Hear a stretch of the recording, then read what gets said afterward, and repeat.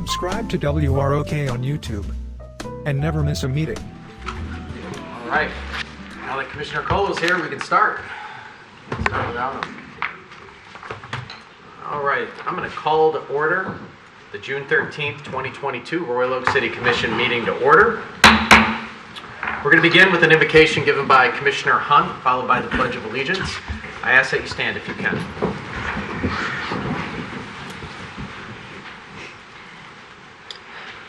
Since we last gathered together here, 19 children and 2 of their teachers lost their lives at the hands of a gunman during what should have been a normal day of school and work. 1 week later, 4 adults lost their lives again by a gun during what should have been a normal day of work and visiting a physician's office. Today, we are 4 days shy of the 7-year anniversary where 9 people lost their lives by what should have been a normal day of Bible study in Charleston, South Carolina.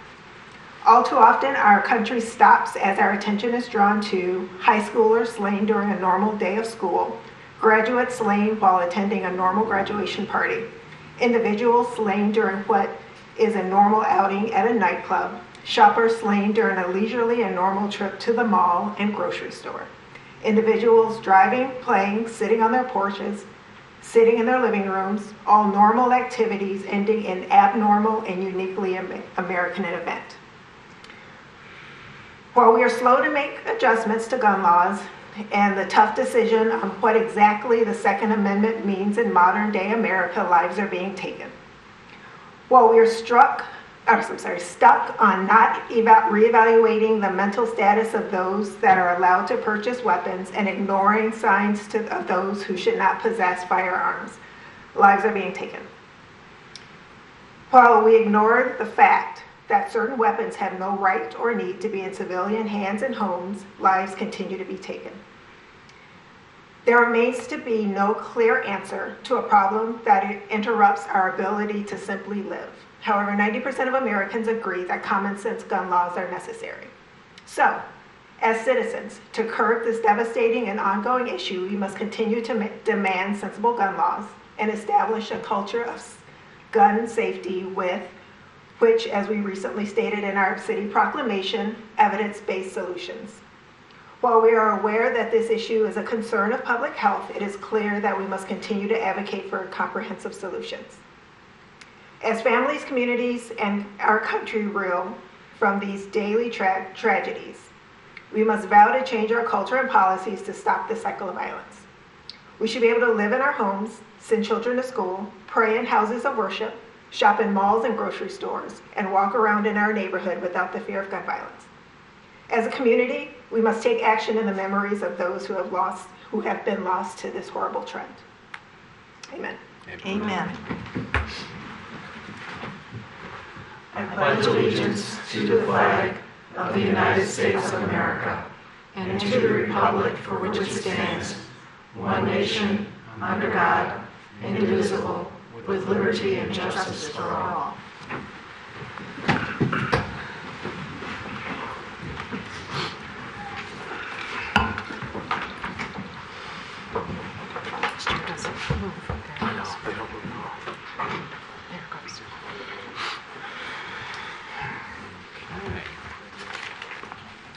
Next on our agenda is a proclamation designating Juneteenth event celebration. Was approval agenda?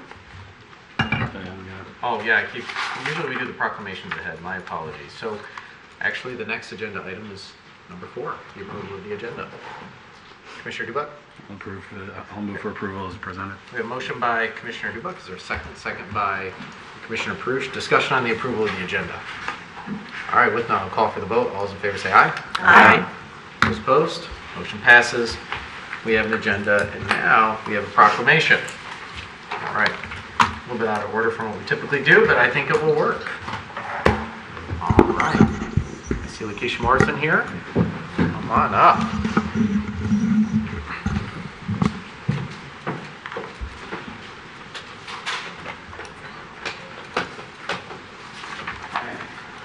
Morrison, I know you and others have been working diligently and ferociously over the last number of months bring the celebration here to Royal Oak. So we're so grateful for your efforts.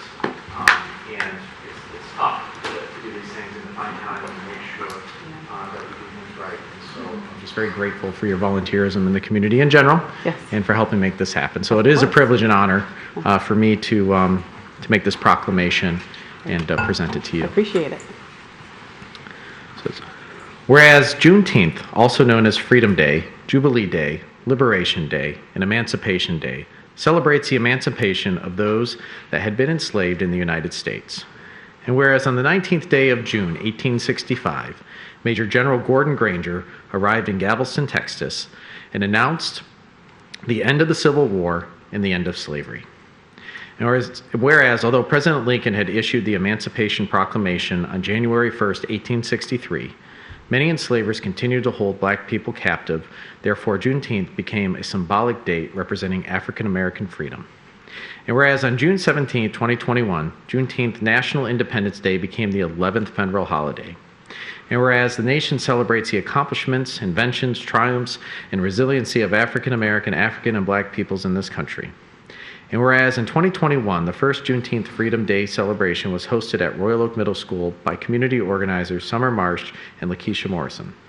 And whereas the City of Royal Oak commits to recognize, rectify, improve, strengthen, and support African American, African, and black peoples and promote Juneteenth Freedom Day.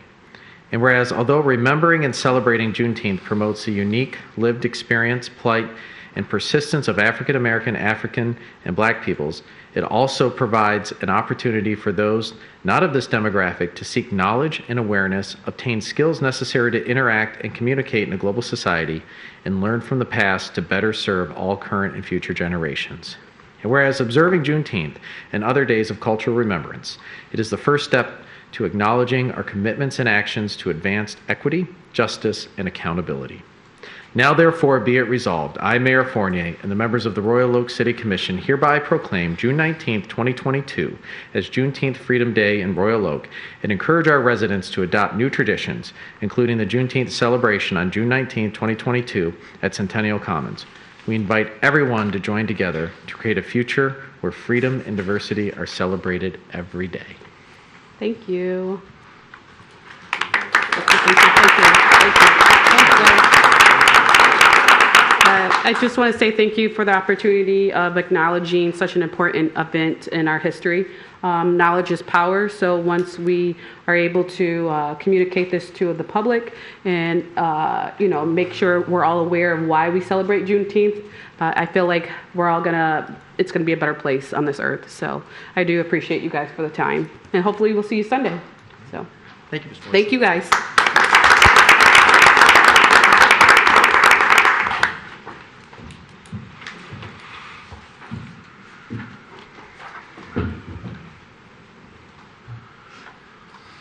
All right.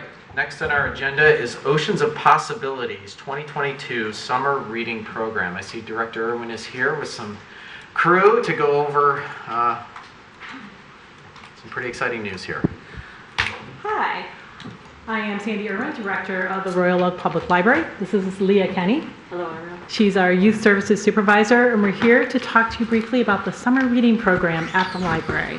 The theme of the Summer Reading Program is Oceans of Possibilities. So why summer reading? It does a lot of things, and we do focus on youth for summer reading, but it is for everybody.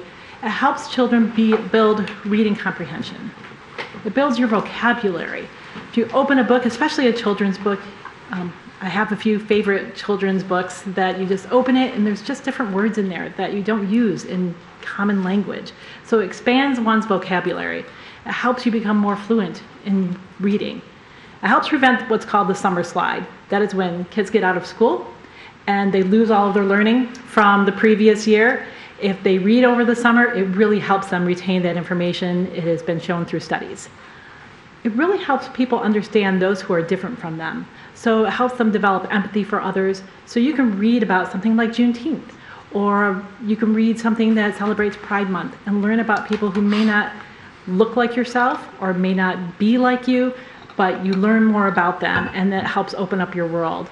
And it also helps in the opposite way. It helps people see themselves in the characters and stories. That's a reason that we buy diverse books for libraries, so everybody can see themselves in a story. and it really does instill a lifelong love of learning. So summer reading registration begins June 18th at our summer reading opening celebration, which will be held on the library terrace, on and around the library terrace from 10 a.m. to 1 p.m. This Saturday, June 18th. We'll have library card sign up, button making, glitter tattoo artists, bubbles and chalk, and more. The last day to log your reading will be July 30th, and that's when the program ends. So, like Sandy said, summer reading is for all. We have programs no matter your age. We have 5 challenges going on this year, a babies and toddlers program. We have a Read to Me program for children ages 3 to 6, a readers program for those that are 6 to 12, and a teen program for 12 to 19-year-olds, and then finally the adult program. So signing up for summer reading, in order to participate, you'll need to register, and there are 3 ways for you to register. You can register at roplbeanstack.org. You can register through the Beanstack Tracker app, or if you just want to visit us at the library, we can help you sign up for the summer reading challenges. Let's see, can you go back? Prizes. Sorry. Can I Sorry. go back? Sure. Once you have an account set up, you can enroll in the challenge that fits you and your child and start logging your reading and completing those activity badges. If you have any questions about how summer reading works or how to participate, you can call us at the library or email us at youthreference@ropl.org. Thank you. You're welcome. And then finally, what's summer reading without prizes? Children and teens will earn a free book, a small prize, and they'll earn virtual tickets for a chance at winning those grand prize packages. As they log their reading and complete activity badges, they'll earn more tickets to enhance their odds of winning those grand prizes as well. And then for the adults, they are going to log their book titles and book reviews, and they'll have a chance to win $25 gift cards. So be sure to sign up. Now, summer reading is more than just reading and more than just prizes. It's also about events. We have a lot of things that are going on in the summer. If you visit our page, ropl.org, and click on coming events, you will see a calendar that looks like this. And you can pull up a variety of events of things that are happening. This is just a small taste. We've got book clubs. We have a program on Juneteenth on Wednesday at 7 o'clock. We have a preschool dance party. We have baby massage. So there's a lot of different things that are happening, and it's all for free at the library. So please check out our calendar. Also, we wanted to throw in that we have new newsletters that we premiered today. So if you go to our website, again, ropl.org, go hover over I Want To and click on sign up for our monthly newsletters. You'll come to a screen that looks like this, and you can sign up for our brand new newsletters that just premiered today. And they will contain information about programs, books, news from the library board. I know you're all waiting for that one, and a variety of other things. So please sign up for our newsletters. And do you have any questions? Questions? Commissioner Cole?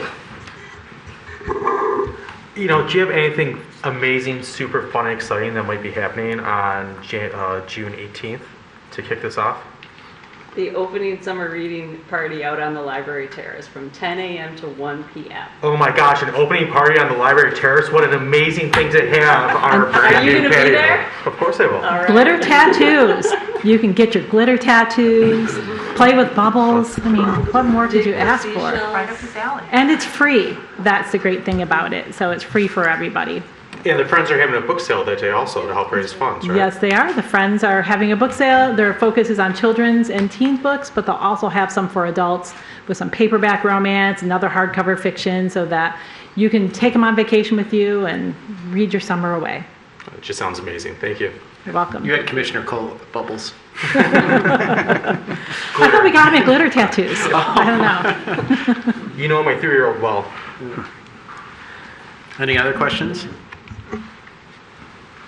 Well, thank you so much for letting us share this with you, and we hope to see you this summer and for summer reading.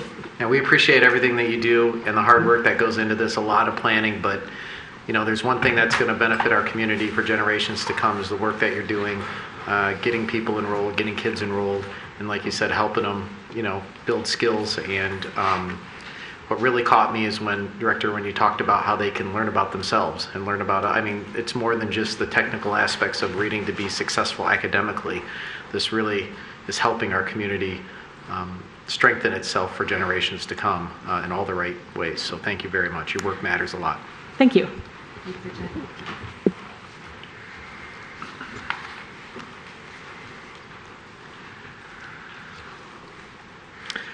Okay, this brings us to item 7, introduction of Finance Director Deborah Peck-Lichtenberg.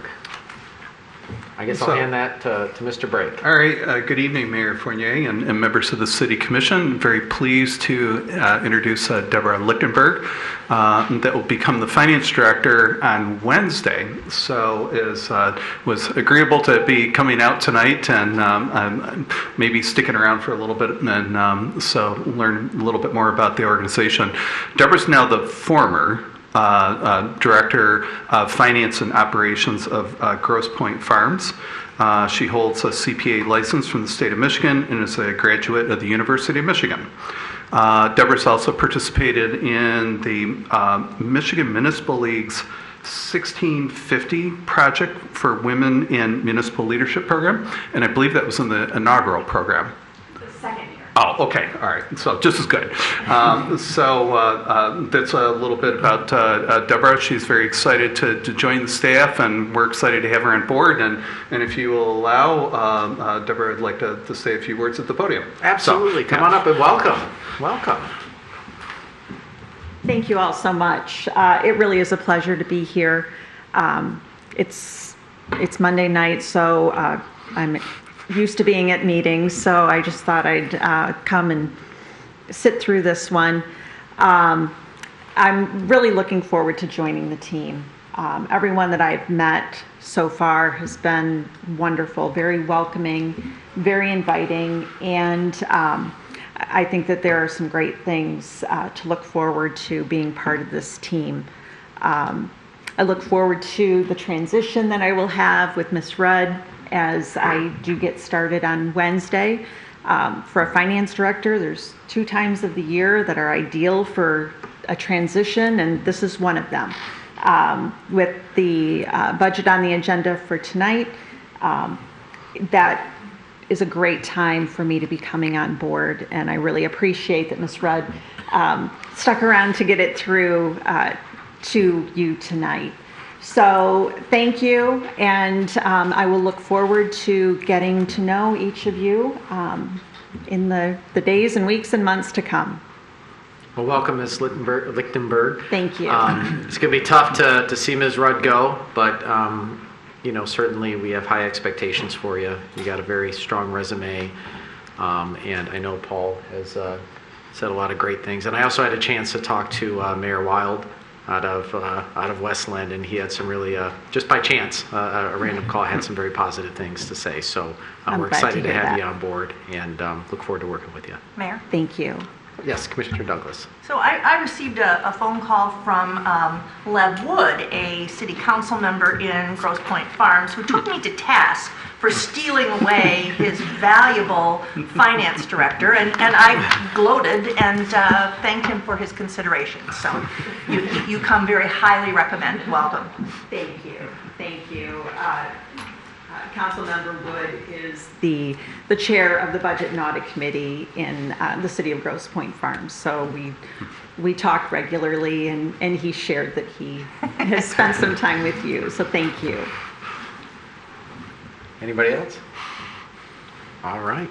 Thank you. Well, thank you. Thanks. All right, we're at number 8 tonight, which is public comment. So the City Commission values and relies on the input of our fellow citizens to make decisions. Now is the time set aside for the public to address the City Commission on any related topic, whether it's on the agenda or not. I ask that comments be directed to the City Commission as a whole and not to individual commissioners. In addition to public comment, there will be 3 public hearings at tonight's meeting. If you're here to comment on either the adoption of the 2022-2023 fiscal year budget or the request by Oakland Community College for approval of a new plan of operation, or regarding standard resolutions 3 and 4 of the special assessment for paving of Parkdale Avenue, you can wait until the time at which the public hearing is open and comment at that time. So when we get to that agenda item, you can comment at that time versus doing it here at the normal public comment. If you wish to speak tonight, either at public comment or at public hearings, please wait until recognized by me, the mayor. Then come up to the podium. For the record, we'll ask you to state your name and address. Please be mindful that the City Commission wants to hear from everyone who wishes to speak tonight, so comments are limited to 3 minutes or less per speaker, not per topic, with exception of the public hearings where you may rise to speak at those once open. There is a timer at the podium to help you keep track of your allotted time. If you don't wish to speak tonight, don't worry, don't hesitate at any time to email us or call us with your comments. Please note the City Commission will not respond directly to questions during public comment. However, we are taking notes and will address those questions when the agenda topic is discussed, or refer to the proper city department if the matter isn't scheduled on the agenda. Our city manager is also taking notes and looks into matters as needed. So who's first tonight? Yes, sir. First, I want to thank you for your time. I was brought up in Royal Oak, went to Longfellow School. They tore down 30 years ago. I went to Kimball. They changed the name. I'm a member of the Royal Oak Church of Christ. I'm here with Jim Monero, who's a good-looking guy. He's a deacon and treasurer of the Royal Oak, and Royal Oak Church of Christ has been in the city for over 80 years. So we came here to discuss this proposed sidewalks on the Edison Street side, which will cost the church approximately $30,000, and we feel that it's not warranted. And I listed a number of reasons. I probably don't have the time. I did write them down, if that would make sense, and I took pictures. Would that make sense to hand them someone? Yeah, if you can hand them over to our city clerk here when you're done with your comment, then she'll... Because I know it'll be discussed later, right? Yep, it would. I'll mention 2 things. In the article that we got through the mail, attachment 2, the reason to put the sidewalks in by the city's reason is it would complete an essential route for the neighborhood. The sidewalk will provide better pedestrian access to nearby city facilities. But I don't know what city facilities are there at 11 Mile and Campbell. There used to be a school across the street, Lincoln, which has been gone for about 15 years. And so we have other issues why we don't think it'll work. And so I listed all those, and I'll give them to her. And that's all I have to say. And I know you'll discuss that later on in the evening, correct? We will, yep. All right, thank you. And sir, just officially for the record, if you don't mind just offering your name. Just so for the public. But it's Richard Winsky. Okay, just for the member public. of the Royal Oak Church of Christ. Okay, thank you, sir. Thank you. Mr. Maiden? I'm John Mayton, 2902 Elmhurst. First of all, I'd like to welcome the new finance director, and I know you're looking forward to Audit Review Committee meeting in November. It's highly anticipated on everybody's calendar. So yeah, that'll be a lot of fun. I'd like to thank the Royal Oak Veterans Committee for the Field of Honor. That was such a special event. I was able to participate in the closing ceremonies. I think your memorial, a lot of people walk by and it's a bunch of names on a wall. And by having those flags, the information on the people, it made it real, made you recognize the sacrifice of those people. And I learned something I didn't realize there were Civil War veterans that had given their lives. And so as we talk about Juneteenth, the contributions to Royal Oak, from Royal Oak, were great, including those that gave their lives during the Civil War. So I want to thank the Veterans Committee for doing that, because I think it gave real life to those people and to their sacrifice. So my other thing I'd like to talk about is the Michigan World War II Memorial. Since we had our groundbreaking 2 months ago, just give you a quick update where we're at. Everybody's asking us how come dirt isn't moving yet up there. We're working with John Fidelli and his team to relocate the meter that's there on the one electrical pole just inside the parking lot. There's an electrical meter that goes to an underground substation, and then the overhead wires for the lights. And I think one of the thoughts is to put those wires underground now as part of a improvement. And we're going to be meeting with them tomorrow in DTE to get that, see what we can do with that. And we think also, for other uses in the park, by getting that electrical straightened out or modernized will help any other park events that are helped there.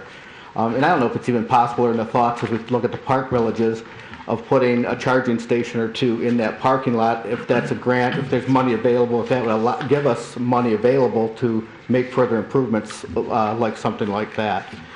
And because it is a municipal parking lot, it's not the Jeep dealers, even though they think it might be. We do have the contractor, the contracts are written with the excavator and the concrete company. We have the contract for the flagpole, so we're all set to go once we have that part done. If we again look at future park millages, remember that this first part of the memorial is just the first phase. And we want to, future phases with the wall and putting the amphitheater in. The amphitheater will be a great place for community events and stuff to have. So again, as we look at future park plans and larger park plans, I ask you to take that into consideration. We'd love to work with you and see what grants we can have.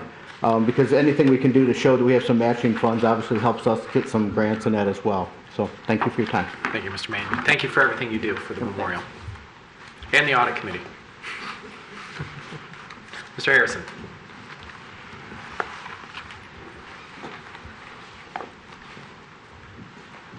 Thank you, Mayor. Bill Harrison, 2729 Trafford. Just following up on the status of the MPS parking meter system on Washington. I continue to be confounded as to why a system allegedly working in 30 other locations is not working in Royal Oak. There have been 2 visits to the commission meetings from MPS by 3 people and then again by 2 people with no improvement in the system. Why is the programming for Royal Oak any different than other cities where the system is allegedly working? I previously requested that MPS provide a technician on site for a week to observe the problems customers are having with and assist them in order to learn what is troubling with the city. No one has been provided. According to the city budget review meeting, parking fines have gone from $250,000 to $1 million to $5 million annually. These revenues are shared with MPS, so there is no real incentive for the city or MPS to fix the system, is there? Meanwhile, media reports continue to air like the DJ that was ticketed and MPS cannot figure out why. And the woman that had 53 charges against her credit card for the same ticket. Over 3,000 people have signed the petition to eliminate the Sentry parking system in downtown Royal Oak. You have heard impassioned pleas from retailers to fix the system. Businesses on Washington are losing customers and revenue. You're affecting people's livelihood. As you know, I do what I can do to support retail businesses on Washington. My rental rates are below market in order to sustain retail. I reduced the rents to $1 for 3 months during the COVID shutdown. MPS's failure to cure is unacceptable. You need to do something now to fix this problem or start over. Once fixed or replaced, you need to have the DDA engage in an aggressive advertising campaign to regain customer support for the downtown. Thank you. Thank you, Mr. And while I've got 23 seconds left, see Ms. Morrison here makes me ask, whatever happened to the thought of having one of those historic plaques at the park that's been designated? And there's a fence along Crooks Road, which is essential. You don't want any kids running out into Crooks Road, but it's an ugly chain link fence, and I would suggest that you replace it with something architecturally pleasing. No, that's a good point. Thank you. Thank you, Mr. Harrison. Yes, ma'am.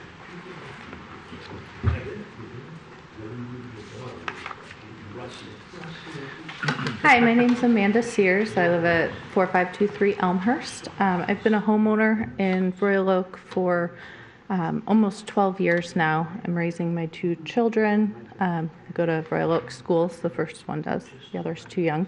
I'm here tonight to advocate for yes votes on the senior millage that's on the agenda later.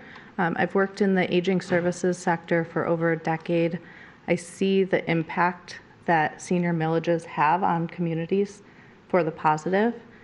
Communities that have senior millages have more vibrant senior centers, which are centers of the community, not just impacting our older residents. There's several intergenerational programs that they have. So I think more investment in our older citizens is really investment for all of us. You know, as I looked at Royal Oak as somewhere to raise my kids, I want it to be somewhere that I can, you know, happily age as well. And there's supports that we all need that you can't necessarily get. So access to nutrition or, you know, subsidized services such as lawn care or minor home repairs. Those are the things that could be funded with the millage. And our older population is slated to almost double by 2040. So, you know, making the investment now is crucial so that we can get ahead of it. We can make much needed improvements and expansions to our senior center, improve programming, and just really make this a great city for everybody to age in. So please put it to the people to vote for. So thank you. Thank you, Ms. Hughes. Appreciate it. Yes, sir.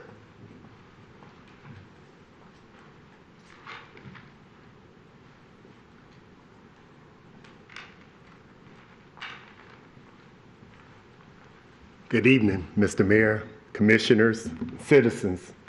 My name is Bobby Lawrence, and I work for State Senator Marsha Bullock. Just want to let you all know that we're excited about the opportunity through redistricting to have an opportunity to represent you all. Just want to let you know that we're here, we care, and we're ready to serve. Thank you. Thank you, Mr. Lawrence. Anybody else wish to speak at public comment tonight? Going once, going twice. All right, we'll close public comment and bring the meeting back to this side of the table. Which brings us to the consent agenda. Does anyone have anything they wish to pull off the consent agenda? Is that a hand? All right, Commissioner Colo. I'd like to pull item K off, please. Item K, abolishment of Brownfield Plan 33 on Harrison, 1210 and 1260 Diamond Court. Confirmation? Okay. Anybody else? Okay. With that, the consent agenda now consists of all the items. I'm not going to read through them tonight because we do have a lengthy agenda, with the exception of item K. Is there a motion? A motion by Commissioner Perush. Is there a second? Second by Commissioner Dubak. Discussion on the consent. All right. With that, I'll call for the vote. All those in favor say aye. Aye. Those opposed, motion passes. All right, Commissioner Colo, item K. Floor is yours. Thank you, Mr. Mayor. I just have a quick question about this this brownfield credit here, and Mr. Chang and Mr. Brake, perhaps someone can answer it. If we have the option to continue collecting a tip on this and to regenerate that brownfield fund, is there a reason why we're not choosing to put more money into that account? I know the letter says that there's about $250 available and it's not been applied for recently, but there are quite a bit of gas stations on the market right now in town that look like they'd possibly be redeveloped in the future, and my understanding is those are typically extremely dirty sites. You're correct. Good evening, Mayor. You're correct. You do have the option. Just stop there. Right. Just stop there. You're correct. That's good. That's all I need to hear. Okay. We can go home. But you are correct, and then you do have the option to keep it in place. It was simply staff's recommendation, given the fund balance that we have in brownfield, the lack of use of that over the period of time. We thought it was a better option to return those funds to the various taxing jurisdictions. Okay, and then Mr. String, if a gas station were to come in and ask for money, and let's say they needed more than 250, where would that come from then to supplement that? If I understood it correct, if we needed more, yes. Yeah, Yes. if you needed more than 250,000, the 250,000 of the fund balance, how would we supplement that in the future? Oh, there are others that are, we have 14 total brownfields, and certain ones will be coming off at various points in time. And we have the option to collect on those for 5 years at a time after they've been paid off and refunded. So we can go back to any brownfield and collect, it doesn't? Well, we are collecting on others. Okay, so this fund continues to go up every year is what you're saying? Right. Okay. If I may add, also, my understanding that when you create this brownfield district, it's very parcel specific. Yeah, all so you can't take brownfield funds from one location to pay for cleanup in a different location.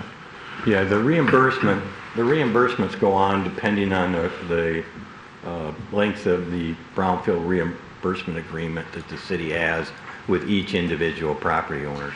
Some of them last 10 years, some of them last a full 30 years. Some of them are allowed to capture school levies for a certain period of time if they've been approved by the state. And those are used to reimburse for the cleanup on those individual sites. On some of these properties, the city has the ability to, once they've been paid off, to collect the same revenue and put it into the revolving fund to use as a revolving fund. And that's an option we have here, correct? We could collect and use That's it in an a option revolving you fund. have here. If you choose not to abolish this tonight, we will continue to capture those funds for another period of time, I believe another 5 years. Mr. Goodbye. Thank you, Mayor. Mr. Twain. So when you say we would distribute the excess funds to the existing taxing jurisdictions, are we talking about county, city, school district would all get some portion of that, or? It's primarily the county levies, the city levy. I don't believe this one has any school captures in it.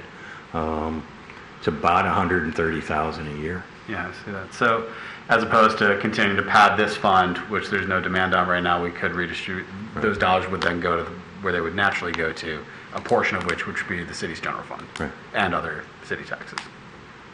Okay. Commissioner Perush? This isn't a comment related to the funding issue, but just to follow up on Commissioner Colo's comment about the gas stations, that we seem to have a lot of vacant gas station properties. It's my understanding that the difficulties in developing or redeveloping some of these properties is not so much the gasoline contamination on the properties, which is fairly easy environmentally to deal with, but most of these old gas stations had lifts, hydraulic lifts, and the fluids that were used in the hydraulic fluid and the chemical components of it are different than gasoline. They're chlorinated solvents in a lot of ways. They're mineral spirits and a lot of other things. But they're much more difficult to deal with in terms of remediation. They break down differently. They get into groundwater, and you know Royal Oak has tons of groundwater everywhere. And they can travel. Gasoline tends to break down and then just kind of disappear into the ground. It breaks down fairly easily. But the chlorinated solvents in the hydraulic fluid do not, and they're really problematic. So a lot of times that's why you're going to see these older gas station properties, and I can think of at least 3 in Royal Oak, that are sitting there because they're just very, very tricky. It didn't used to be that way, but now Michigan has much tighter standards on chlorinated solvents in groundwater, and in order to handle the dangers of them and the health issues with them. So it's tricky stuff. And so, I mean, and Michigan used to have a very robust fund that was well funded for helping developers and communities clean up old gas station sites with the underground storage tanks.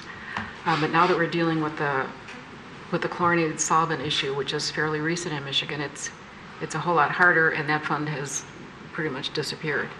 So until we can find, and it's not just a Royal Oak problem, it's a regional problem, any older community like this, until we develop probably a statewide response to that, there's really not any good solutions out there.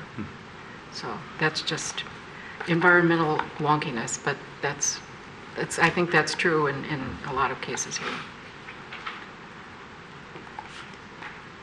I'd also imagine too the number of retiring gas stations will be increased as efficiencies go up in vehicles because of increased fuel costs and the electrification of the fleet. You know, even if it's 5, 10, 20% electric vehicle, you're going to see probably a proportional decrease in demand for fuel. So, yep. Which means that if that happens, there's that's got to be a state or national issue to resolve. So what do we want to do? Commissioner Colo?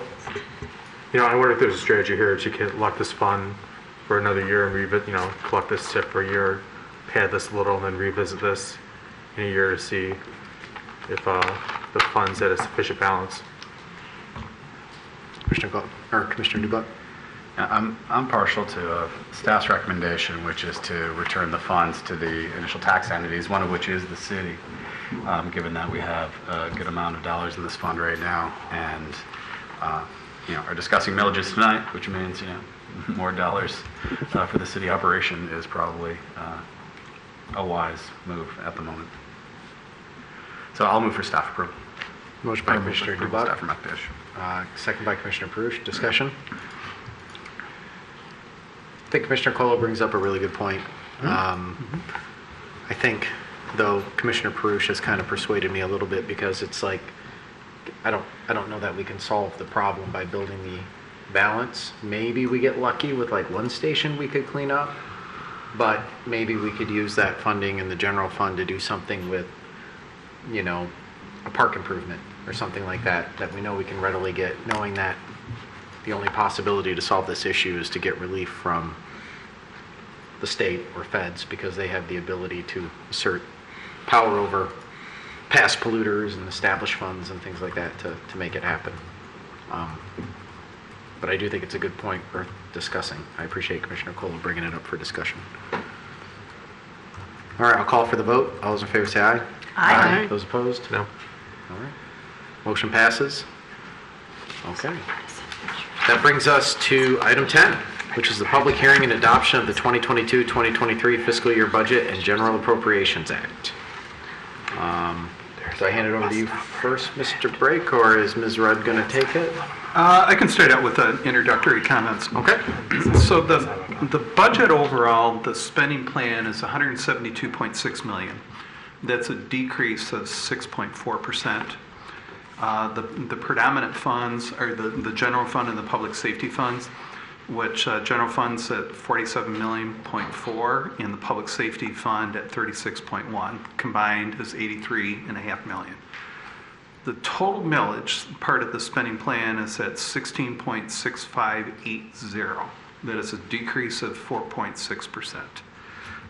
Of course, we have the two millage renewals, one of which that we'll be discussing later this evening for the roads, then the library millage, and then also the consideration of the two new millages.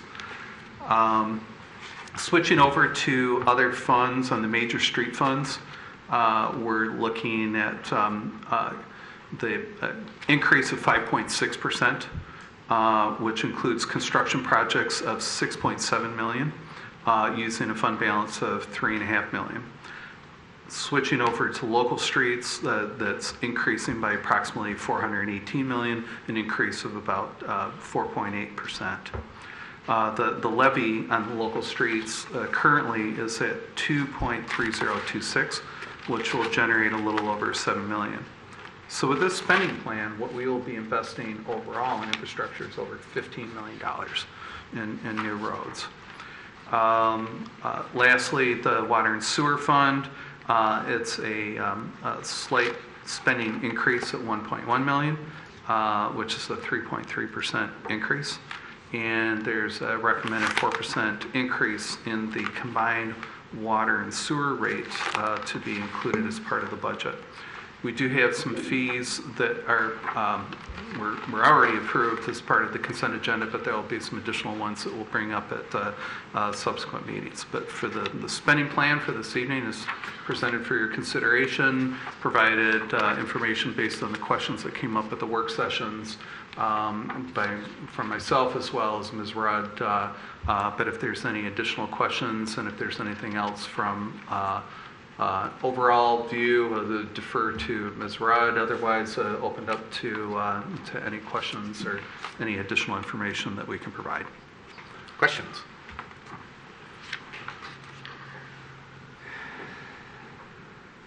All right. Well, we're thinking of questions. Maybe what I'll do is would now be an appropriate time to our parliamentarian to open up the public hearing. Open up the public hearing. Okay. All right. I'm just not sure. Like the budget, we do it once a year, so I'm not sure we're going to do it midway through after we get through certain resolutions. So I'm going to open up the public hearing for the budget. Anyone, same rules apply to public comment. Anyone here to speak regarding the budget? Okay. I don't see anybody, so I'm going to close the public hearing and bring the discussion back to this side of the table. All right. Questions, thoughts, motions?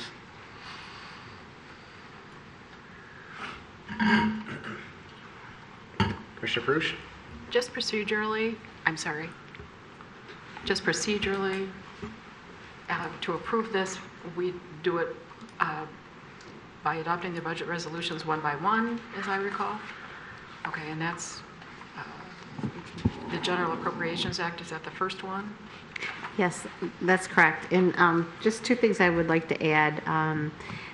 It was mentioned during the budget work sessions, the addition of $100,000 for the customer management system solution. That's been added to this resolution, so it deviates from the original recommended budget document. So the resolution you have before you in your commission packet is different by $100,000, adding that $100,000 to the state construction code fund.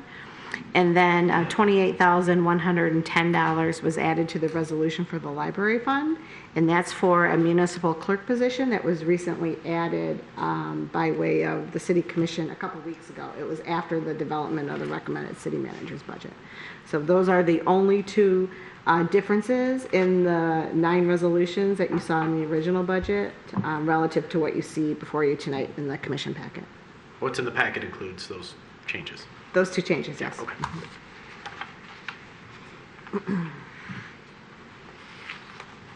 So, Commissioner DeBuck. Thank you, Mayor. The city manager or budget director could remind us as to where does general fund balance sit once we enact this budget? What's our target? Still sitting in general fund balance.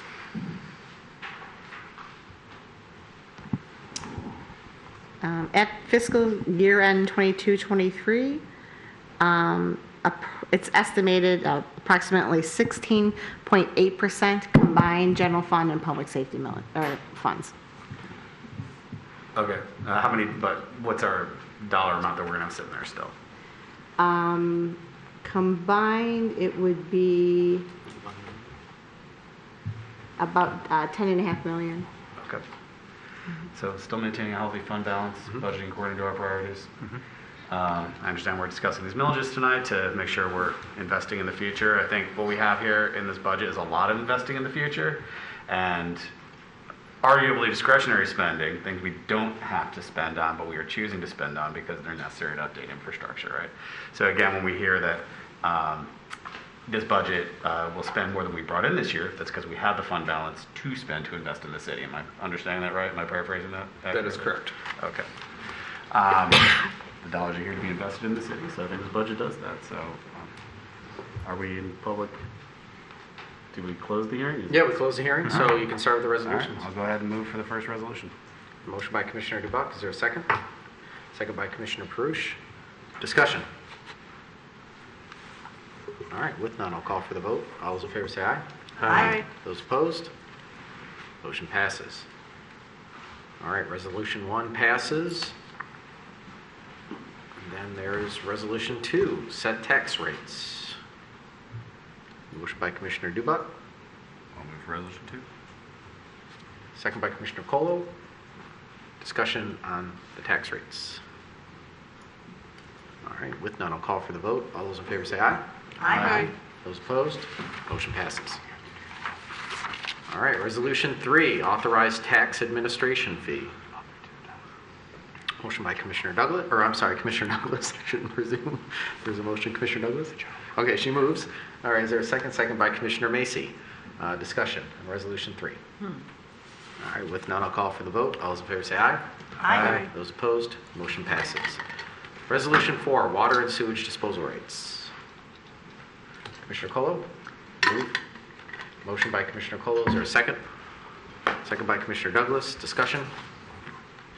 All right, with none, I'll call for the vote. All those in favor say aye.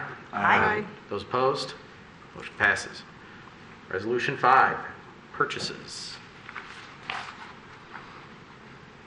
Motion by Commissioner Dubuck, is there a second? Second by Commissioner Macy, discussion. All right, with none, I'll call for the vote. All those in favor say aye. Aye. Resolution 6, purchasing, not purchases. I'll move for The motion by Commissioner Dubuck, is there a second? Second by Commissioner Hunt, discussion. All right, with none, I'll call for the vote. All those in favor say aye. Aye. Those opposed, motion passes. Resolution 7, transfers. Commissioner Colo moves. Is there a second? Second by Commissioner Douglas. Discussion. All right, with none, I'll call for the vote. All those in favor say aye. Aye. Those opposed, motion passes. Resolution 8, PEG fees. Commissioner Colo. All right, so Commissioner Macy. Commissioner Macy. I want to fight over it. Whoever wants it can have it. I don't want to charge people's pet fees. You go ahead. So moved. Okay, Commissioner Macy moves for the PEG fees. Is there a second? Second by Commissioner Dubuck. All right, discussion on PEG fees. All right, with none, I'll call for the vote. All those in favor say aye. Aye. Those opposed? Motion passes. All right. Resolution 9, final resolution, financial policies. Is there a motion? Motion by Commissioner Douglas, second by Commissioner Perush. All right, any discussion? All right. With none, I'll call for the vote. All those in favor say aye. Aye. Those opposed? No, yes. Oh, Sorry. I just didn't want you to move on to the next agenda item before. Oh, okay. I wanted to catch you before you move quickly. Okay, motion passes. Yes. All right, Commissioner Perush. Way back up at the top, above Resolution 1, the budget resolution, it says General Appropriations Act. Be resolved, this and the following 9 resolutions constitute the City of Royal Oak General Appropriations Act, yada, yada, yada. Is it understood that that is a part of Resolution 1, or do we have to approve that little sentence separately? No, that's not part of the resolution. So do we have to approve it? No. Okay, that was my question. Okay, thank you. Okay, good question. This would be resolved. It has to be resolved. Yeah. All right, well, guess what, folks? We have a budget. All right. All right, that's good news. All right, item 11, the Michigan Liquor Control Commission licensed establishments. The first one we're going to talk about is the public hearing on Oakland Community College Culinary Arts Institute request to approve a new plan of operation. Kick it off with Chief Moore. Thank you, Mayor and Commissioners. The Royal Oak Police Department received a request to review a proposed plan of operation from Oakland Community College. The college is proposing to build a new culinary school located at 739 South Washington, which includes a Class C liquor license. The new location will include adding an additional building on the east side of their campus, encompassing the current parking lots west of Main Street and south of 7th Street. OCC currently holds a Class C liquor license at their Farmington Hills location, where the culinary school currently sits. However, that school is closing, and they're going to move operations to the city of Royal Oak once the construction build-out is complete.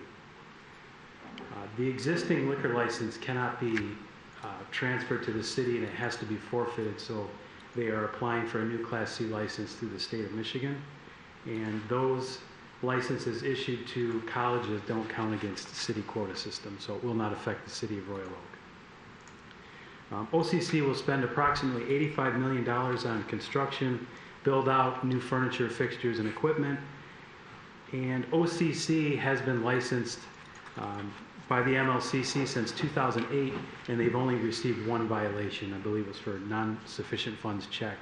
Other than that, they've had a clean violation history. I contacted representatives from the Farmington Hills Police Department as well as the OCC Police Department. Both agencies characterize them as a well-run establishment with no issues at the culinary school in Farmington Hills. The college has employed individuals with a lot of experience in the hospitality industry that includes the sale and service of alcohol, so there is that experience piece to this. If approved, the Culinary Studies Institute will operate with two concepts, the first being a restaurant that will be a teaching institute for the culinary arts program, and the second concept will be a banquet center for larger events that they hold there. The proposed hours of operation for the restaurant are Monday through Saturday from 11 a.m. till 3 p.m. and 5 p.m. till 10 p.m. And the banquet hall hours are Monday through Saturday from 8 a.m. till 10 p.m.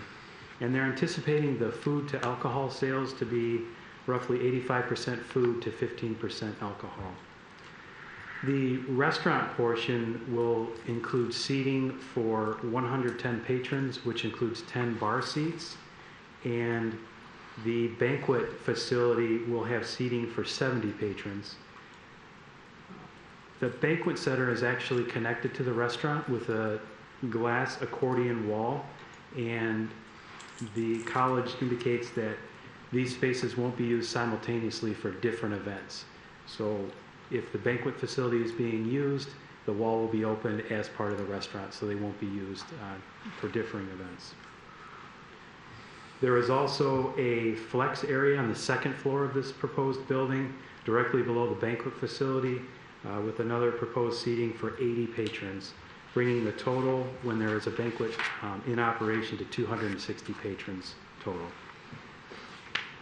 After thoroughly looking at their proposal, our findings indicate that they have hired staff with an extensive history involving alcohol. They have a very clean operating record since 2008, and the police department has no objections to their request. And, just for the record, the executive director, Don Yelko, is here with us tonight, as well as their attorney, Beth Ray. So I'll turn it back over to you, Mayor. Okay, questions for Chief Moore? No questions. So OCC want to come up and do a brief presentation at all, or any other words? Don't feel obligated to, but if you want to, we always give the opportunity to the petitioner to say a few things. Hi, once again, my name is Dawn Marie Elko. I'm the Executive Director of the Culinary and Hospitality Program at the Farmington Hills location. We are building as your Chief of Police has said, an $85 million operation. It's a 3-story building. We'll have a beautiful restaurant on the top floor with banquet capability. We are not a restaurant. We're not going to be open Monday through Saturday. Right now, we have 1 day of service on Monday because it is a teaching institute with very short hours. We're open from basically 11:30 to 1:30, and that's it. Once a day, a couple of times during the semester, maybe 10 times each semester, fall and winter. We do not operate right now in the summer, so right now there's nothing in our restaurant. Banquets are mainly internal. We do not have a lot of people that come in and rent, as you can imagine, at a university. So those are more internal. Our goal was to have more events for our employees and faculty to host, team building and things of that nature. Does anyone have any questions for me on what we are doing over there or that? Commissioner Dubak. I think this is fine proposal. I'm excited about it. I'm just curious.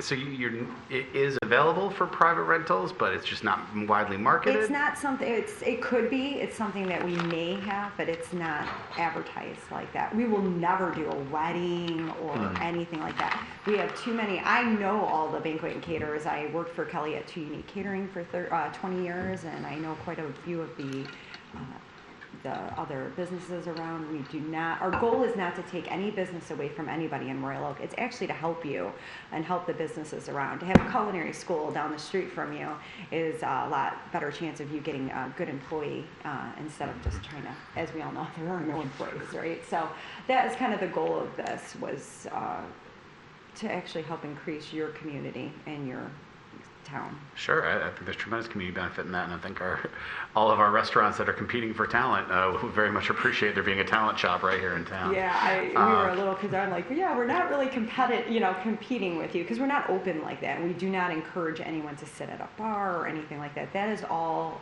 to meet the objectives. If you don't know, we are certified through the ACF, which is the American Culinary Federation. So not only the school boards we have to also meet what the ACF says. And just so you know, the ACF's rules on liquor is much worse than what the liquor control puts on us. So we have all these different ways of going about it. It's a relatively, I don't think anyone would even notice we're open, to tell you quite honestly. So my understanding, right, if one is to go there during the limited hours of operation, everyone involved in the experience are students earning credit hours and learning the trade? Correct. And people like myself, I've been a CEC, which is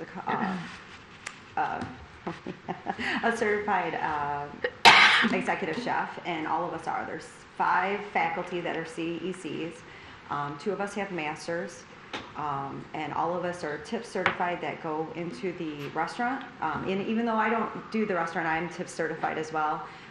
And the students are always supervised by one of us. They are never left alone with alcohol. They have to check it out. It goes right to the table, and it's collected, and the actual empties are counted for. So we have a little bit of a safety net. Gotcha. Dealing with students, you have to be careful. Sure. All right. Thank you. Commissioner Colo. Thank you, Mr. Mayor. I also love this idea. I think it's great to have this culinary institution inside of our community here, and a great reimagination of that space at OCC. In fact, I'm really excited for the exterior of OCC to be reimagined. That's that pink paneling. You got to be patient. But yeah. So I think the question Commissioner DeBuck was hitting around was, can you describe the service when you get there? Like, what's experience? Because I think there would be a lot of people excited to actually go there and experience this, this new opportunity in town. Right. There's a couple of different experiences you can have with OCC. Right now we have the class. So there's an a la carte class where we teach the students how to cook, like in a restaurant, an a la carte setting where you and your family can come in, or your work associates, and have a nice lunch. And that's a lunch. And then it's what they call plated. And then we have buffets with themes and that throughout. So we just had the Swiss Alps theme, so it was all Swiss food. There's a big buffet with ice carvings, and I mean, we go all out, because not only do these students have to cook, and we have to, use it somewhere. Somebody's got to eat it, right? But they also carve all this ice. If you don't know, we're 12-time national championships out of the last 13 years. So we are huge into ice carving. We do tons of competitions. We host a ton. And the banquet facility, to your question, the banquet facility is really kind of used for a lot of our competitions. We host all the culinary high school competitions. We're very big into that. We do the 2, which is Skills USA and Pro Start. Those are high school culinary competitions. I sit on 4 of the boards, and Chef Julie sits on quite a few. Chef Julie is the vice president of the American Culinary Federation. She's also our program coordinator. So we take kind of this is our thing. So this is, what we like to do, and we like to do it in a really cool place. And that was the whole point of putting it here. So that's what we're going to be using those rooms mainly for, is that kind of thing. That's amazing. I think it'll be a welcome addition to the community, and I know I bet all of us are pretty excited to have you guys here. I'm so glad because we have so many cool things that we do. We try to, with being in Royal Oak, we're going to have more opportunity to open up and not only do fun dining experiences, which we don't get a lot of chance to do because of where we're at in Farmington, but we also are now considered an actual performing arts and arts campus. So you have all your performing arts, all your plays and shows and chorus and that, and we can work with them and do fun dinner and a show, right? How fun would that be? Thank you. Amazing. Anybody else? Commissioner Prush. I'll move approval of this plan of operation. Mayor? Can we do it right after the public hearing? Yeah. Yes, certainly. Well, thank you. No, I think this is going to be a really good thing. We've been looking forward to it since we first sat down and saw the drawings many years ago. The concept of bringing, what is unfolding in front of us right now to the city of Royal Oak, how the campus is going to be more outward facing to a community that has always, at least in recent history, embraced the culinary arts, the entertainment arts, and I think it's going to fit really well. And, don't be shy.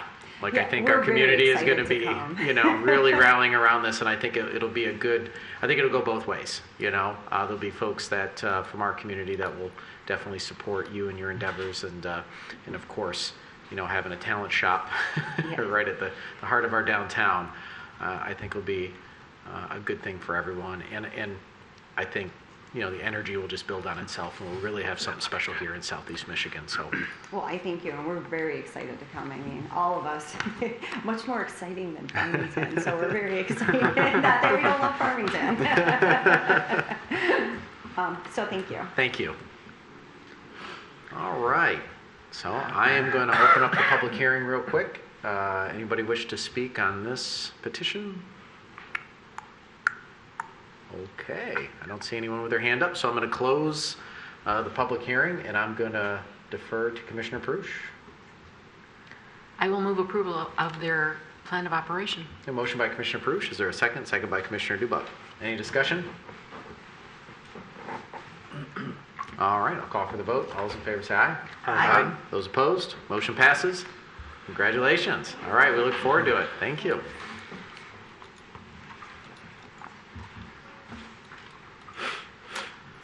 All right, this brings us to item B, which is the approval of FOE, request to amend plan of operation.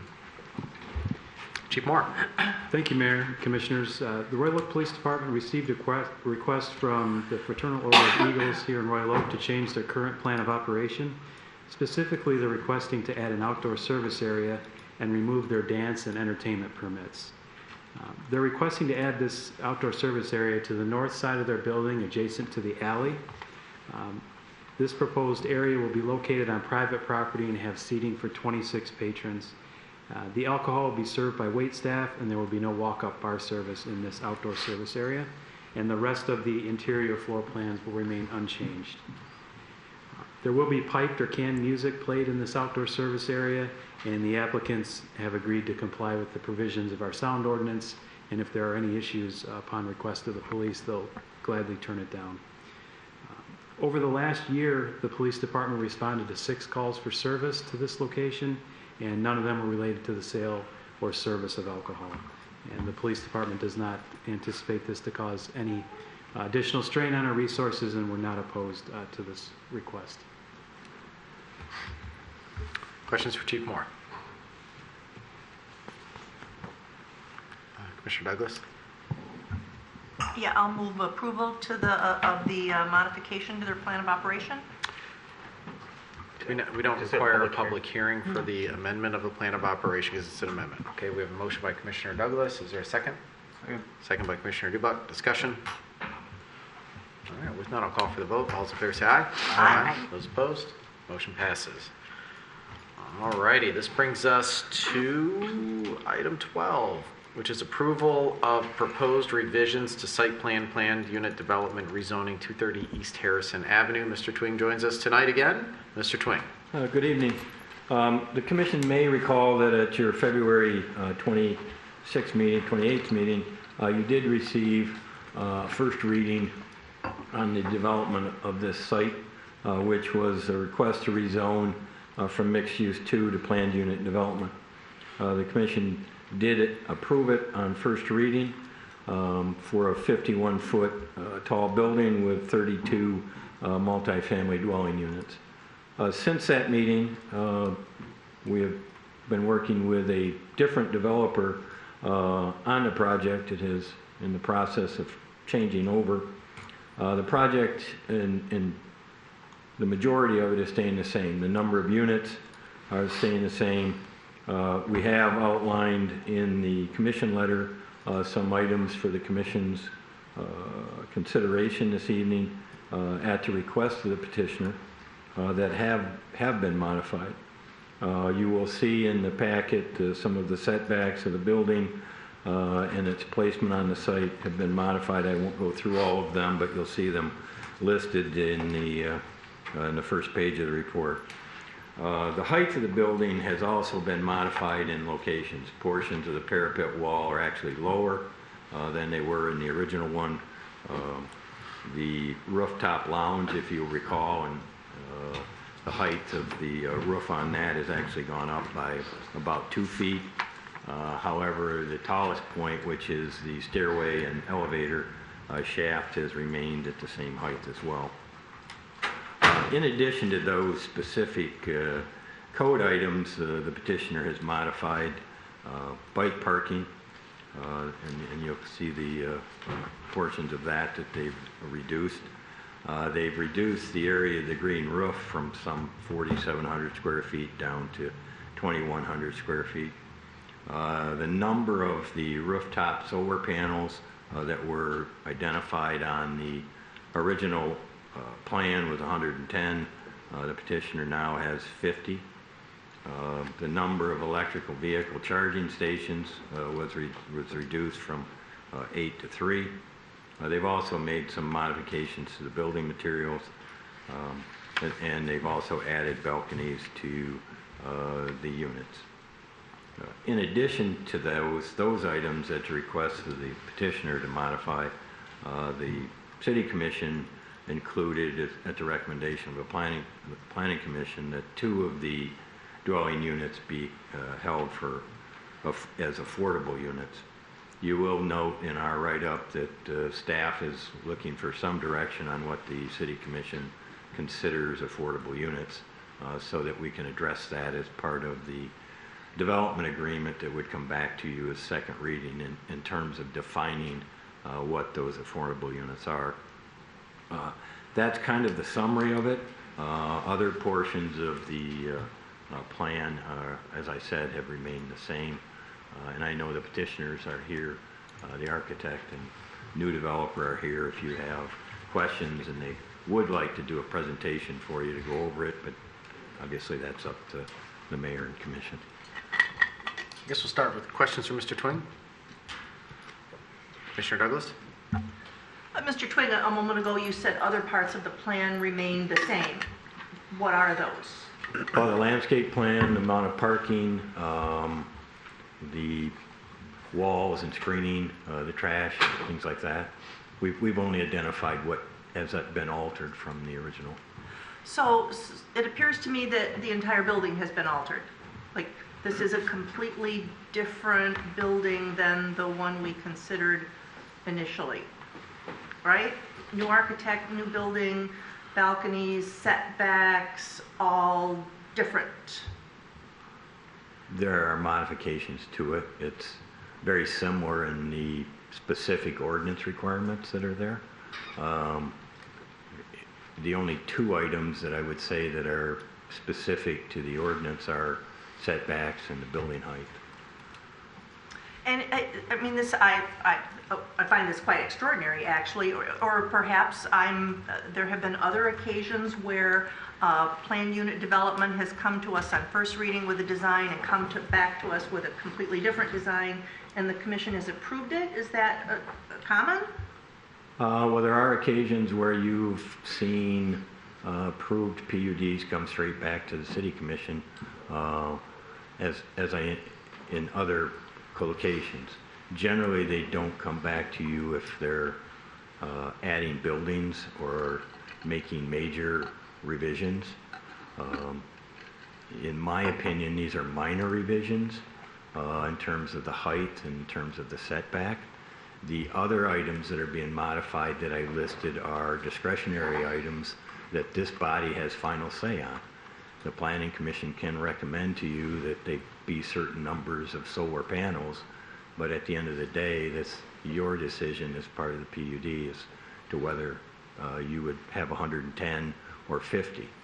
The petitioner, an indication to staff, has reasons for why they reduced that number that they would like to share with the commission. And they've addressed that. But at the end of the day, the recommendation from the Planning Commission is just that, a recommendation. If you feel that you want the Planning Commission's input, you obviously have the right to refer it back to them for consideration and a recommendation. Okay, thank you. Any other questions? All right, we'll ask the petitioner to come up if you're so willing. Kind of walk us through what we got. Good evening, and thank you for your time. I'm Jeff Platt with Krieger Platt Architects, 2120 East 11 Mile Road, Royal Oak. I'm here with the new developer too, Lawrence Mayo of United Hospitality Group. So he's in agreement to acquire the property from the former developer. United Hospitality Group is based out of Birmingham, Michigan. They develop and manage hotels, shopping centers, and multifamily infill projects in the Detroit area. And our office has designed numerous multifamily projects in Royal Oak, across the state, and across the country. So we have extensive knowledge how these buildings are constructed and mechanical systems within them. So although we love the current concept that was originally presented, our team was brought on board to make sure that the development was constructible as well as pragmatic. So we are proposing some minor modifications, as Mr. Singh mentioned, that'll make the development more viable, but also preserve the general spirit of the original design that was submitted some time ago. So we do have a brief presentation we can run through. It might shed some light on some of the rationale behind the changes here. So really what this shows is the current design on the left-hand side and the proposed design on the right-hand side. The images are a bit small, and I apologize for that. But this is the rooftop HVAC equipment or mechanical equipment. So in the current design, they were proposing no mechanical systems up on the roof, and that's really not practical. So based on discussions with our MEP engineer, MA Engineering out of Birmingham, Michigan, we do need some mechanical up there. There's also a very limited area around the site. The building occupies a good percentage of that. So there's no room on the ground for mechanical equipment, and the fact our first floor is full of parking. So each one of these units will have a split system. That's really like your home, a furnace within the unit and an air conditioning unit that'll be located on the exterior. And due to the fact we have no ground space around the development, those really need to go up on the roof. So if we have 32 units, there'll be 32 air conditioners on the roof. We also have amenity space within the building on the first floor as well as the rooftop, as well as hallways, stair lobbies that need conditioning as well. So we have 2 proposed rooftop units. So that last slide, Mr. Twing, in yellow, what it shows is the AC units that'll be on the right-hand side and the 2 rooftop units on the left. The next image is in regard to the solar panel array. So the original design, or current design, I should say, had 110 solar panels. But again, with discussion with our electrical engineer, we laid these out appropriately to provide the right spacing and the right number of them.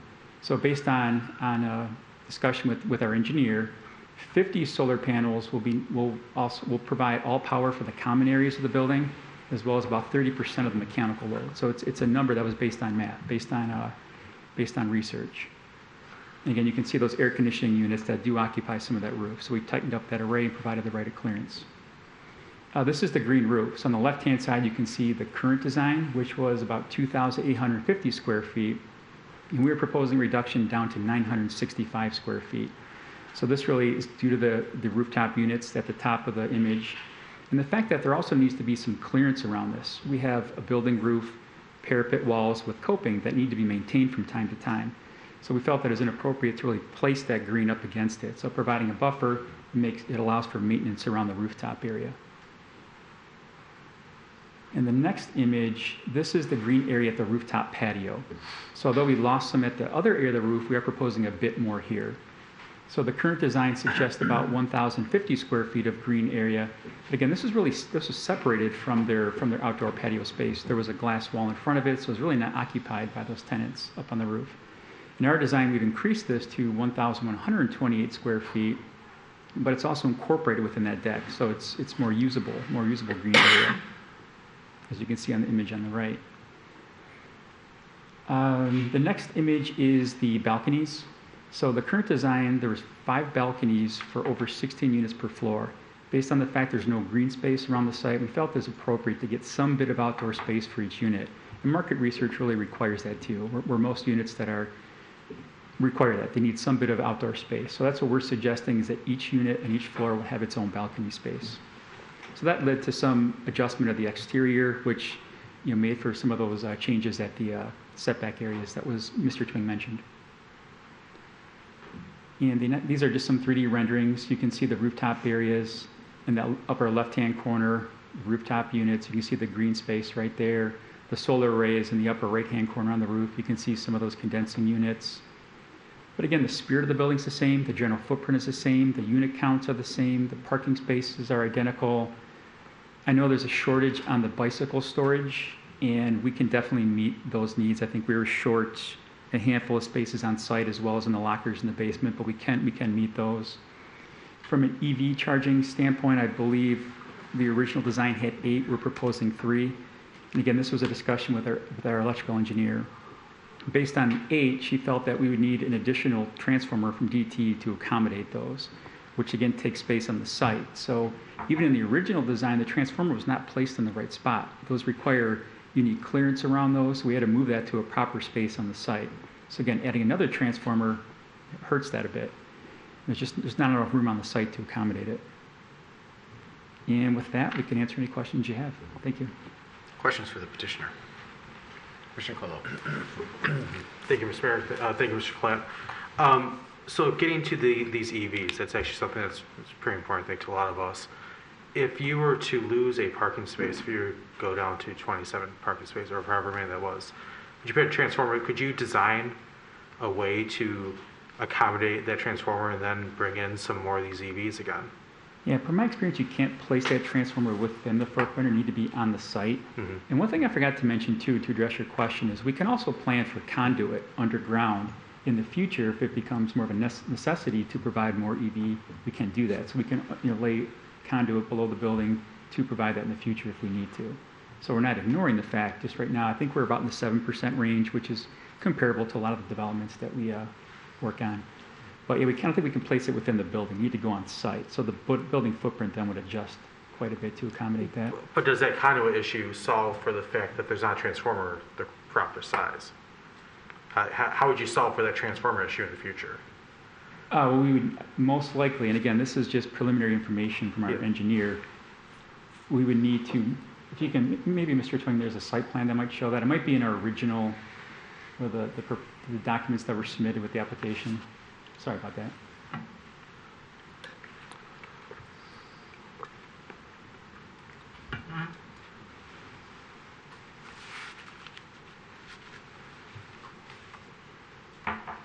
It might help to see the site plans. It just really shows there's not a lot of room around the building.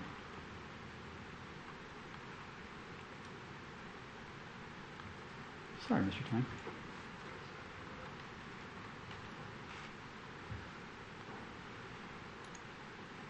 The original or?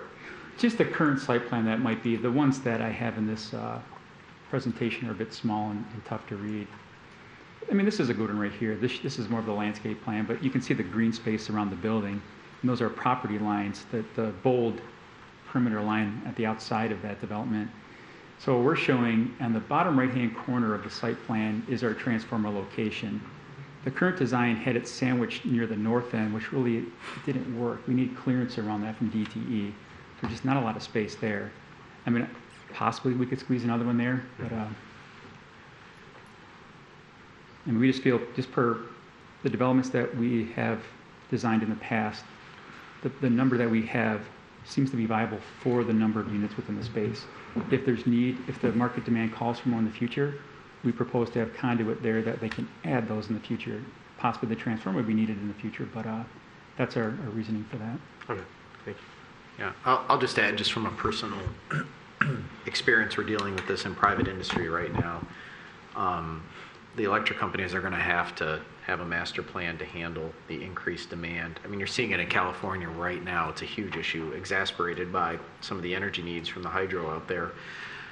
The other thing that folks are doing is you have 3 spots. However, most folks use those as parking spots. So what you're also seeing is that the property manager is going to command that you can only park there and charge, and you have to move your vehicle or you start getting fined. And so 3, you can rotate if you have, 32 units? 32, yes. Yeah, I mean, if half the people had an EV, you can easily get those vehicles charged in a few days, point. rotating them between the day and night and everything like that. But what they're doing is putting penalty provisions in so people aren't using like parking your EV there and you're there 24 hours, you charge for 3, and no one can use that spot. So they're having to get creative just because you have to plan that all of those EV charge stations are being used at once. That's how you have to do the math, because they could be. But instead, they're saying, okay, well, I have 3, but get better use out of them.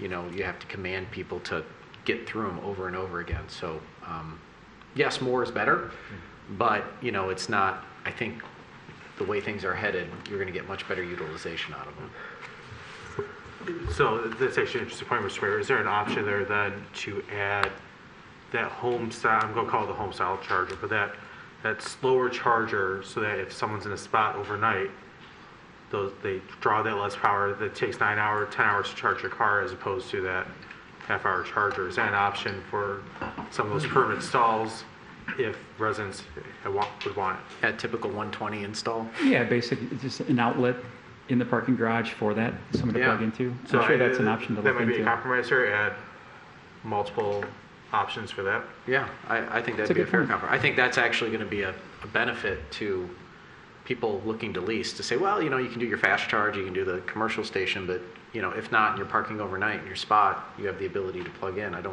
think people would value that. Yeah. It's a good idea. It's a good idea. Thank you. We'll go Commissioner Hunt.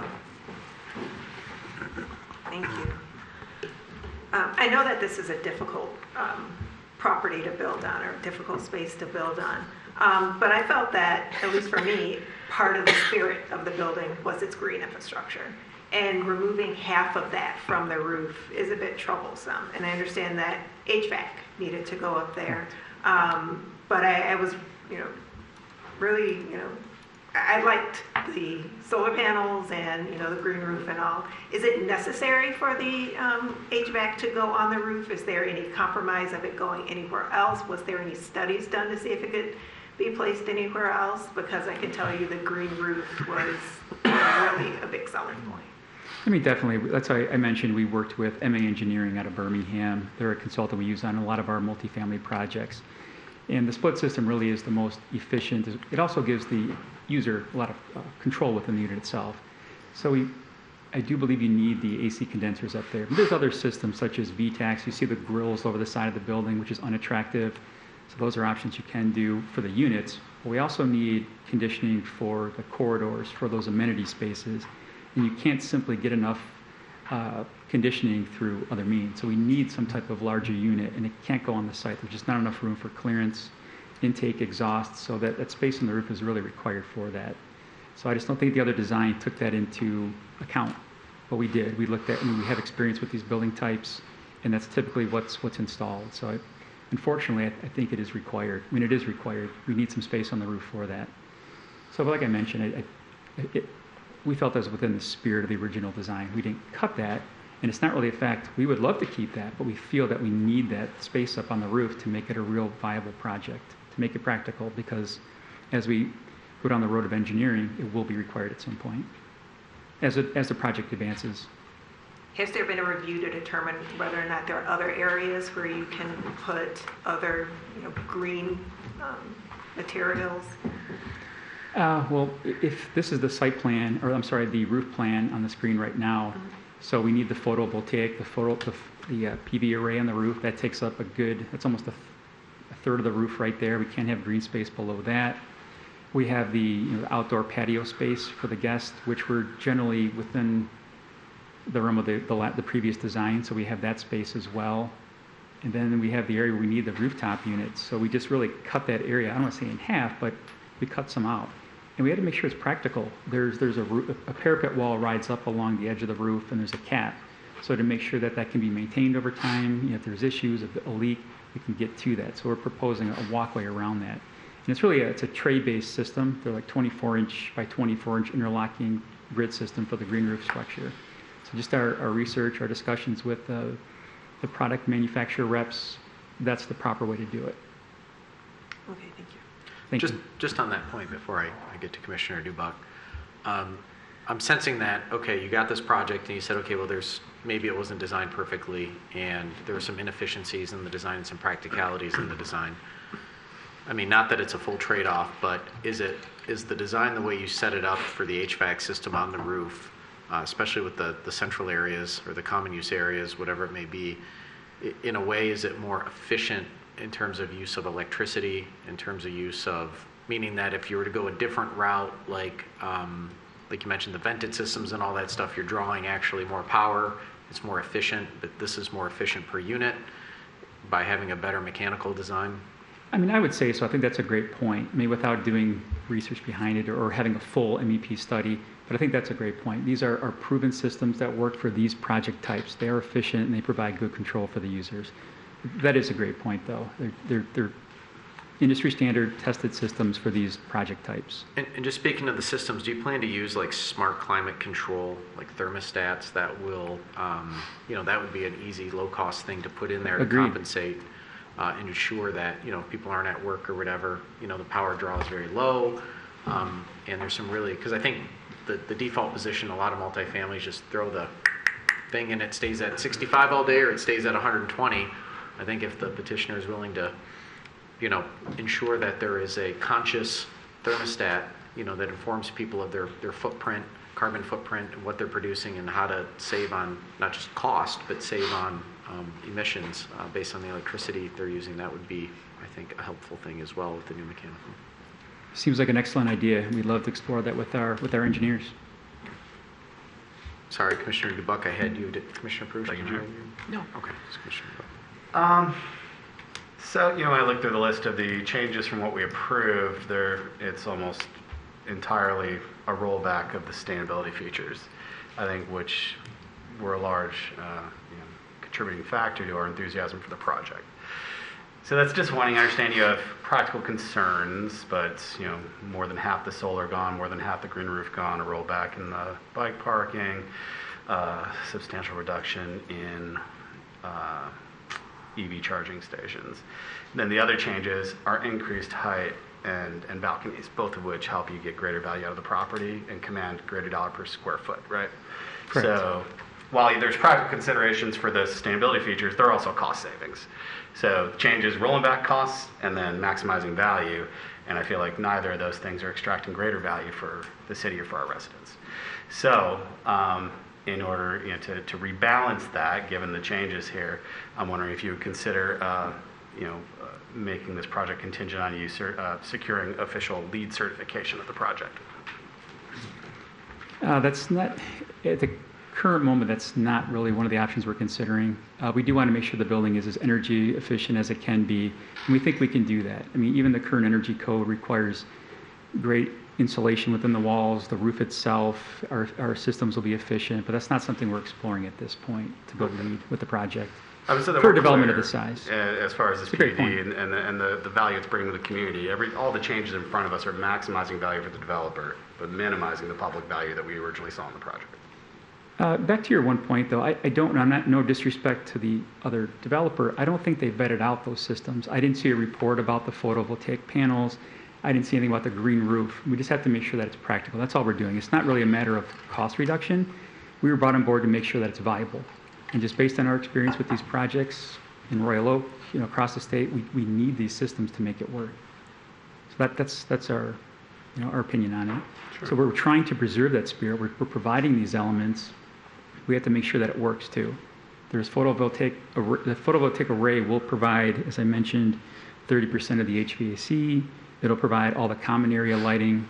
So that's our plan of attack. And it's vested. We researched the panels. I mean, these are the 400-watt high-efficiency LG neon tube bifacial solar panels, and the engineer did provide a letter, which was in our packet too, from MA Engineering about what that can support. Understood. I understand the math and the calculus on your end. The calculus of mine is a little different, where we approved a project based on a certain understanding of community benefit, and this certainly rolls that back. And without anything to rebalance that, I can't stand by original vote to vote for the project as if this is the same thing when it's different. So I wouldn't be able to support it in this circumstance. Commissioner Parrish? My sense in listening to your description of the changes and the engineering work that has been done to get to this point, my sense is that the original developer and the original plan overpromised. And I'm not so sure why that happened. Certainly we were not privy to all of the discussions and so on. We can't get inside their heads. But it seems to me that when you take the original plan and apply to it the engineering work that you have done in the meantime, since then, we've come up with a plan that is actually doable and workable. My gut feeling is that the original plan that we approved, we thought, was doable and workable, and it was sold to us in that way.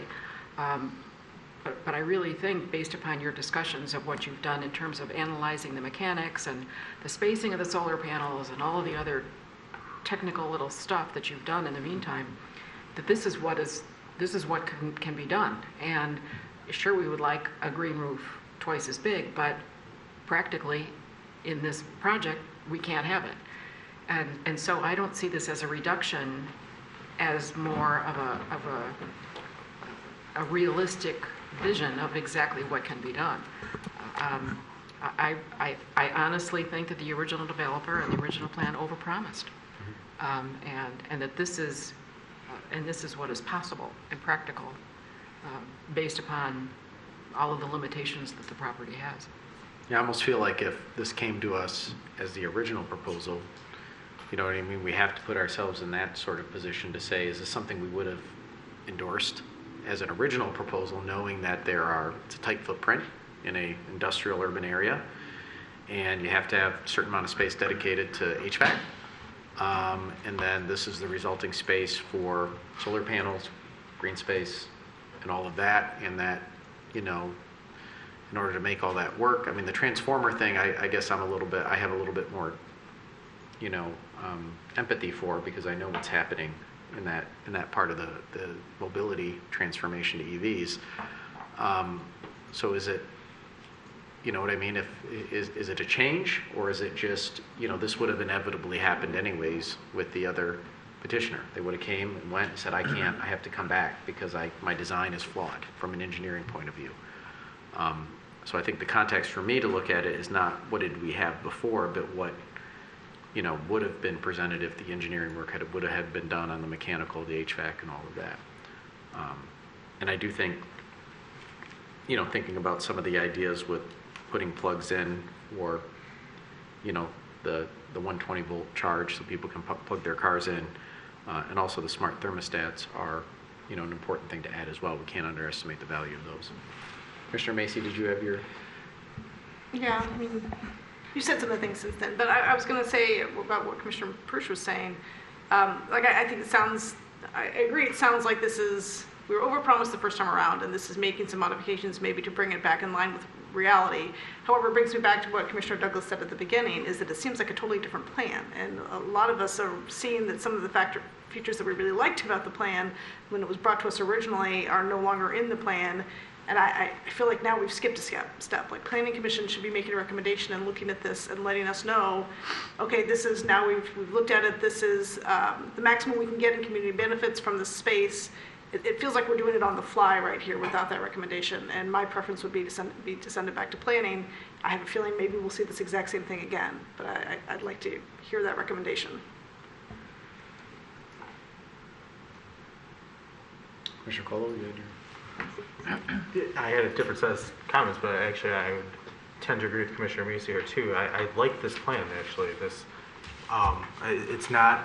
this was the first time we were seeing this, I think this is a phenomenal plan. But there's, I think, a lot of questions. We are kind of fly specking here what we could do, what community benefits we could have. And, you know, I would try to explore more, you know, if we can't be LEED certified, how about built to LEED standards? That is an option, right, where you do all this stuff to be a LEED building, except you don't spend that $75,000, $100,000 on actual certification. I think that might be a fair compromise we come up with. So I'm not sure we can do all that here at this table tonight. Yeah, I mean, I think that's the inherent issue why we don't, I mean, the fact that we've been, and I'll put this on Mr. Brake, we need a community benefits, at least a 2-pager or 1-pager like stat, because we're constantly in this position that, you know, I empathize with everybody up here in terms of what you're saying, send it back to planning and everything, but, you know, it's a tough position to put the petitioners in when we're, you know, hollering back from the table, well, what about this? I like this, change this, what about this? And it becomes this iterative process, and then a year later, you know, people's time and money are at stake when ultimately the project was salvaged. There's, you know, they designed it to engineering standards that make sense, and there were some things that, you know, just like if you were to, you know, find out like, oh, we can't build the fence where we thought we were going to build it because there's a gas line that needs to be accessed to, so we have to move the fence. I mean, it's a practicality. It's not an optional change. It's something that is, you know, required by the physics of the situation. You know, I understand the desire to send it back, but when I hear Mr. Twing, I mean, ultimately, now the building height, Mr. Twing did it. Remind me of the change. Well, the parapet wall, if you want to look at it, the parapet wall went down. The lounge roof went up by about 2 feet. Yeah. But then the stairway and the elevator shaft stayed the same. Yeah. So, I mean, it's a building of different heights as you go across it. Yeah. It's not like 10 feet. You know what I mean? We've had folks come here too with balcony request changes, the ones on 11 Mile. We approved it. You know, so I think it was, you know, not poor design. I don't want to criticize anyone, but obviously there were some things that were overpromised, like Commissioner Prush said. The question is, we send it back, another planning commission. I mean, it's 2 or 3 months down the road, and for the types of change, is anything going to change and anything going to be different? Is the planning commission going to come back and say, no, I want you to put it all green roof? Okay, well then the project, you know, that recommendation is not sustainable. They're going to come back and say, well, no, we couldn't do that because, you know, the mechanical issue. So, you know, something to think about. Commissioner Prush?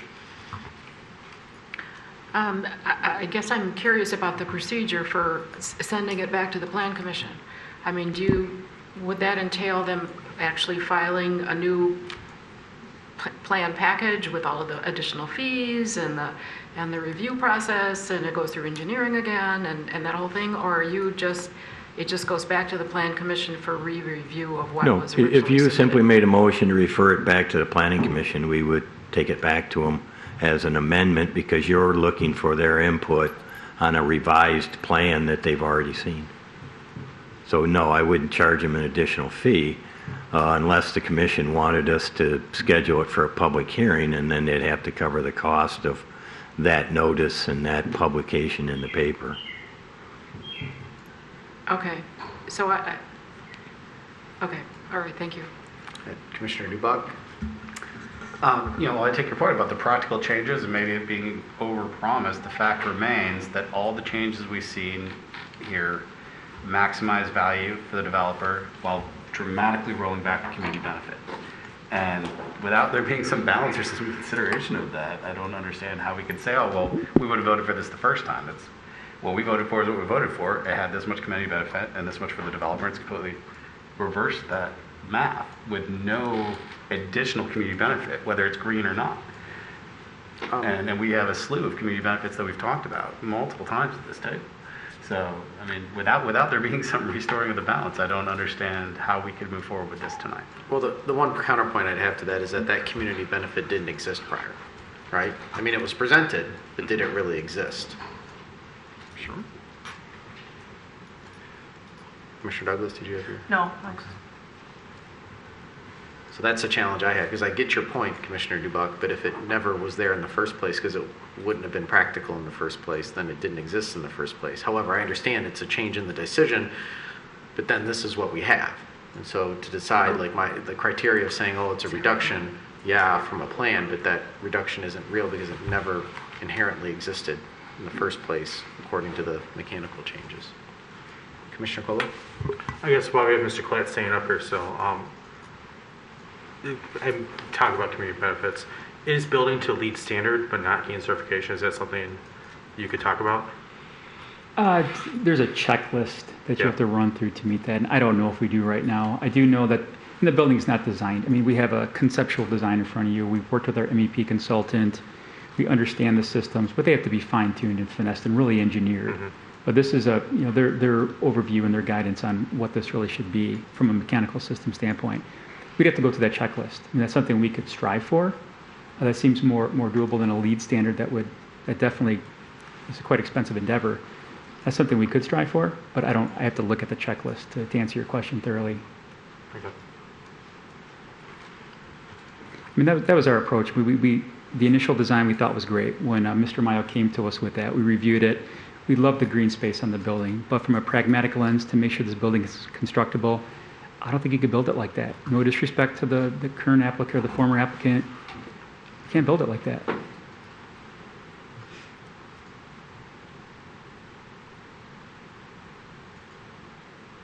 Any other questions? All right, thank you, Mr. Klatt. Thank you. Take it from here.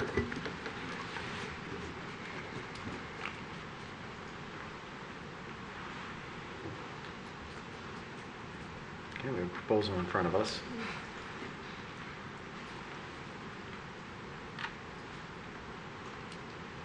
Commissioner Macy? Oh, wait. Commissioner Douglas? Yeah, I'm just processing in my head the decision tree of what might happen if we send it back to the Planning Commission. I'm assuming that the developer will take this very plan back to the Planning Commission, and the Planning Commission will either say we like it or we don't like it. Even if the Planning Commission doesn't recommend it, the applicant will still wind up in front of us with I'm assuming, this plan. So I sort of feel like if we don't like it, then we might as well just turn it down now. Unless they would introduce an entirely new project at the Planning Commission, which had more of the benefits that we're looking for. So, I mean, I'm not sure of the benefits of sending it back to the Planning Commission, but I'm sometimes I don't know what I think until the words come out of my mouth, and this is one of those occasions, so I look forward to feedback from my fellow commissioners. Commissioner Macy. I get that point. I think to me it's that it's possibly fixable, and this gives them time to fix it without having to start from scratch. Because if we vote it down now, they're starting from scratch, and if we just refer it back, they have time before Planning Commission and between Planning Commission and here to hear our feedback and our input and see if there's changes they can make that would make this more appealing to planning and to us. Commissioner Colo? There's also the option to just get the Planning Commission, right? We can ask them to come back to us at our next meeting with a set of some more environmental community benefits in this. We can table this for tonight. Let them make some of the changes that they've heard from us tonight. We don't necessarily need to involve the Planning Commission. It comes back to us in 2 weeks, whenever they're ready for that first reading, and then we can kind of see if they've incorporated the changes that we've talked about tonight. And I'd probably save some months in this process here.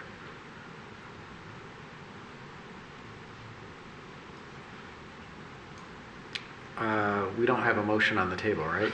So I'll allow Mr. Klatt to come back up. Sorry, I just didn't understand it procedurally what happened. If we go back to the Planning Commission, I'm understanding it now a bit more, but that's a great point. If we've heard comments about maybe not being LEED certified, but getting close to LEED certified. Maybe we hit the checklist, or can we provide more photovoltaic? I don't know what the exact answer is, but I guess I'd like to know what happens if we're denied tonight. Are we coming back to this? Are we starting over? Are we Yeah, So I don't fully understand. So I think the suggestions I'm hearing up here may not be to send it back to planning, but what Commissioner Colo suggested, and I saw a couple of heads nod, was that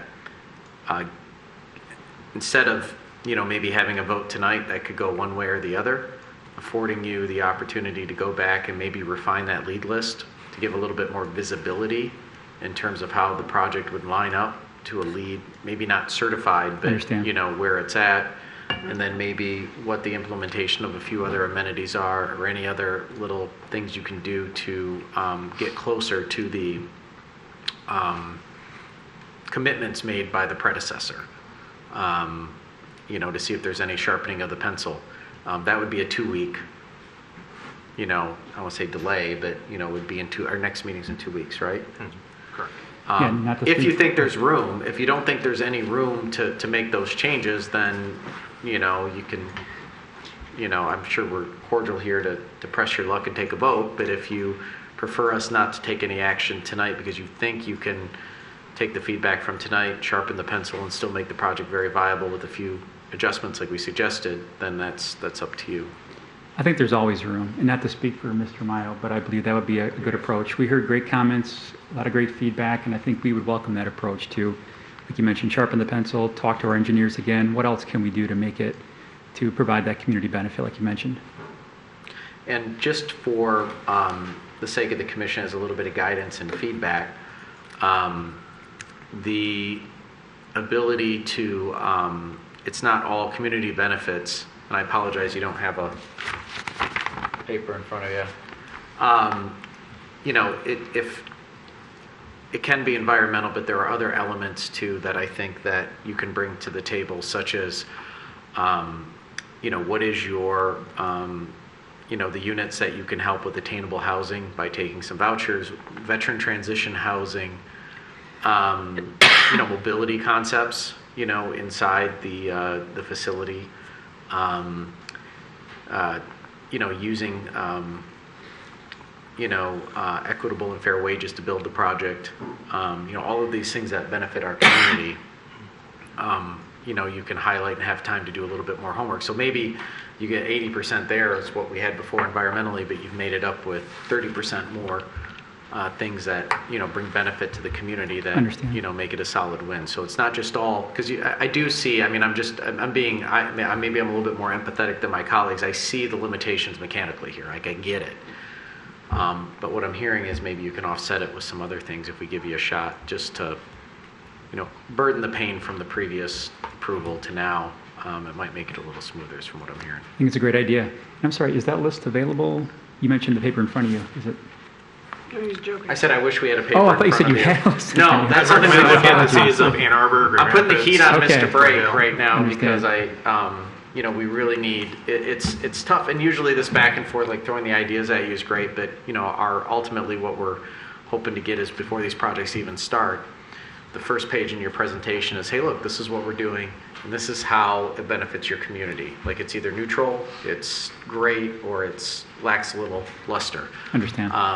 And that way in your design process from the get-go, you're working with those elements in mind versus us critiquing you after the fact. And so we want to get to that point where before you pick up your pencil in the design studio, you can kind of, because every site's unique. So it might be like you can't do anything environmental, but guess what? I can make all of this attainable housing and, help out our seniors and help out, you know what I mean? So great point. That's what we want to get to. Okay, thank you. Mayor? Commissioner Douglas, yeah.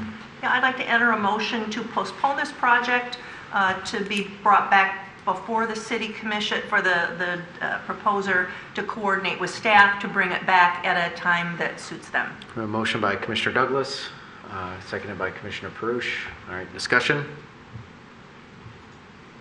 Okay, seeing that the petitioner is okay with it, I don't have an issue with it. I could have made a decision tonight, but I respect my colleagues, and so I'll go along with this. So I'll call for the vote. All those in favor say aye. Aye. Those opposed? All right. We'll see you in 2 weeks. Thank you. Or Whenever. whenever. Wait, it's the next meeting, right? No, I said till coordinate with staff and Oh, bring yeah, you it did, back didn't at you? a time that suits them. Excuse me, Mr. Mayor. Thank you. I'd like to make a second motion here. Okay, we I'd like to make a motion to direct staff to draft a community benefits menu item and checklist. We've talked about this for years. I'd like that by the first meeting in July. It's not fair to our developers at this point. So we've talked about it, we've joked about it. I'm being real about it. Now, we have a motion by Commissioner Colo. Is there a second? Second by Commissioner Macy. All right.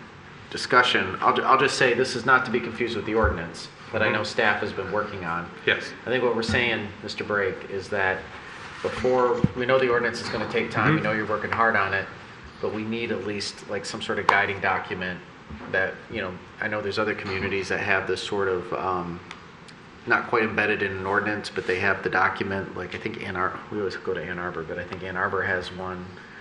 Grand Rapids, Ferndale. Grand Rapids that have like at least a menu that they can present to us in the context of, you know, these benefits, and that we're articulate as far as what we're looking for that matters to us most. I'll let you respond, Mr. Brake, since we threw this on you. Okay, all right. So you'll look for some initial information. You will be receiving a survey from me this week that gets into that. As you look at implementing this, you get into some legal issues that you cannot make this binding in that regard. Right. So just be aware of that. There's certain limitations to this, but you will see the questions that are asked, and you will understand where I'm getting from at that. But look at that yet this week. So. Yep. No, and I think you're right on that. I don't think we're looking for anything legally binding for the developer. What we're saying is, please present to us your concept through this lens, through our lens. Okay. And it's easier for us to have this dialogue to say, you know, if someone comes up and they don't meet any of it, then it's like, okay, you're asking for all of these things, but how are we, like, we don't understand the community benefit, which is outlined in our planning ordinance and everything like that. It gives a more articulate way of saying these are our priorities right now as a city. If you're looking for a variance, or you're looking for a deviation, you're looking for a PUD approval, whatever it may be, you know, speak our language. And if you're not speaking our language, then, you know, you risk not getting it approved because it doesn't help. We can't better define what the community benefit is.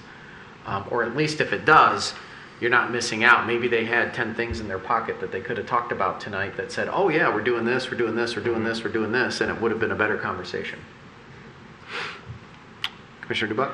I think, just to be clear, there was never really direction given on creating a CBO. What we've been talking about for 5 years and gave direction on 2 years ago, a year and a half ago, was to bring us a policy to show developers that these are the things we consider when we consider community benefit. Just so that they know, like the mayor said, the language we're talking. And that was about a year and a half ago. So it doesn't have to be an ordinance. I understand that gets complicated. But I think we're already kind of doing it and talking about these things up here. It would just be nice to have something to show a developer up front. These are the things that we are measuring when we're measuring the community benefit of a project as is prescribed by law, which just says community benefit.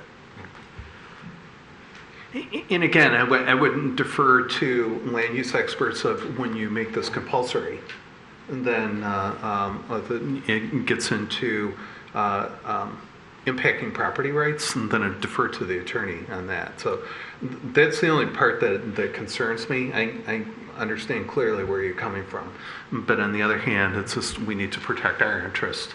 And making sure that we can tie that back, that gives us the ability to say that you must comply with this, as opposed to where you say this is a nice to have, in contrast to a compulsory where it must be included in there. I think it's more like a discussion framework tool is really what it is, because they can come up like a template. You know, they can choose not to fill out the template. Okay, that's their choice, but that means something to me if they refuse to fill it out. If they fill it out and it's all, you know, zeros, you know, that means something to me in my decision calculus. If they have it and they have all outstanding, you know, high end, like they've met all of these things, that means something to me as well. And so right now, when I have a dialogue, it's hard for me. It's their presentation, their PowerPoint, their things that they're selling to us, which is fine. That's all they have. But let's put it into our framework of dialogue. And I think if we have it in our framework of dialogue, which is the community's dialogue, every project the community, whether we vote yes or no, up, down, right, left, the community understands what's on the table in terms of what they're looking for. And I think that's the overall objective is the framework dialogue.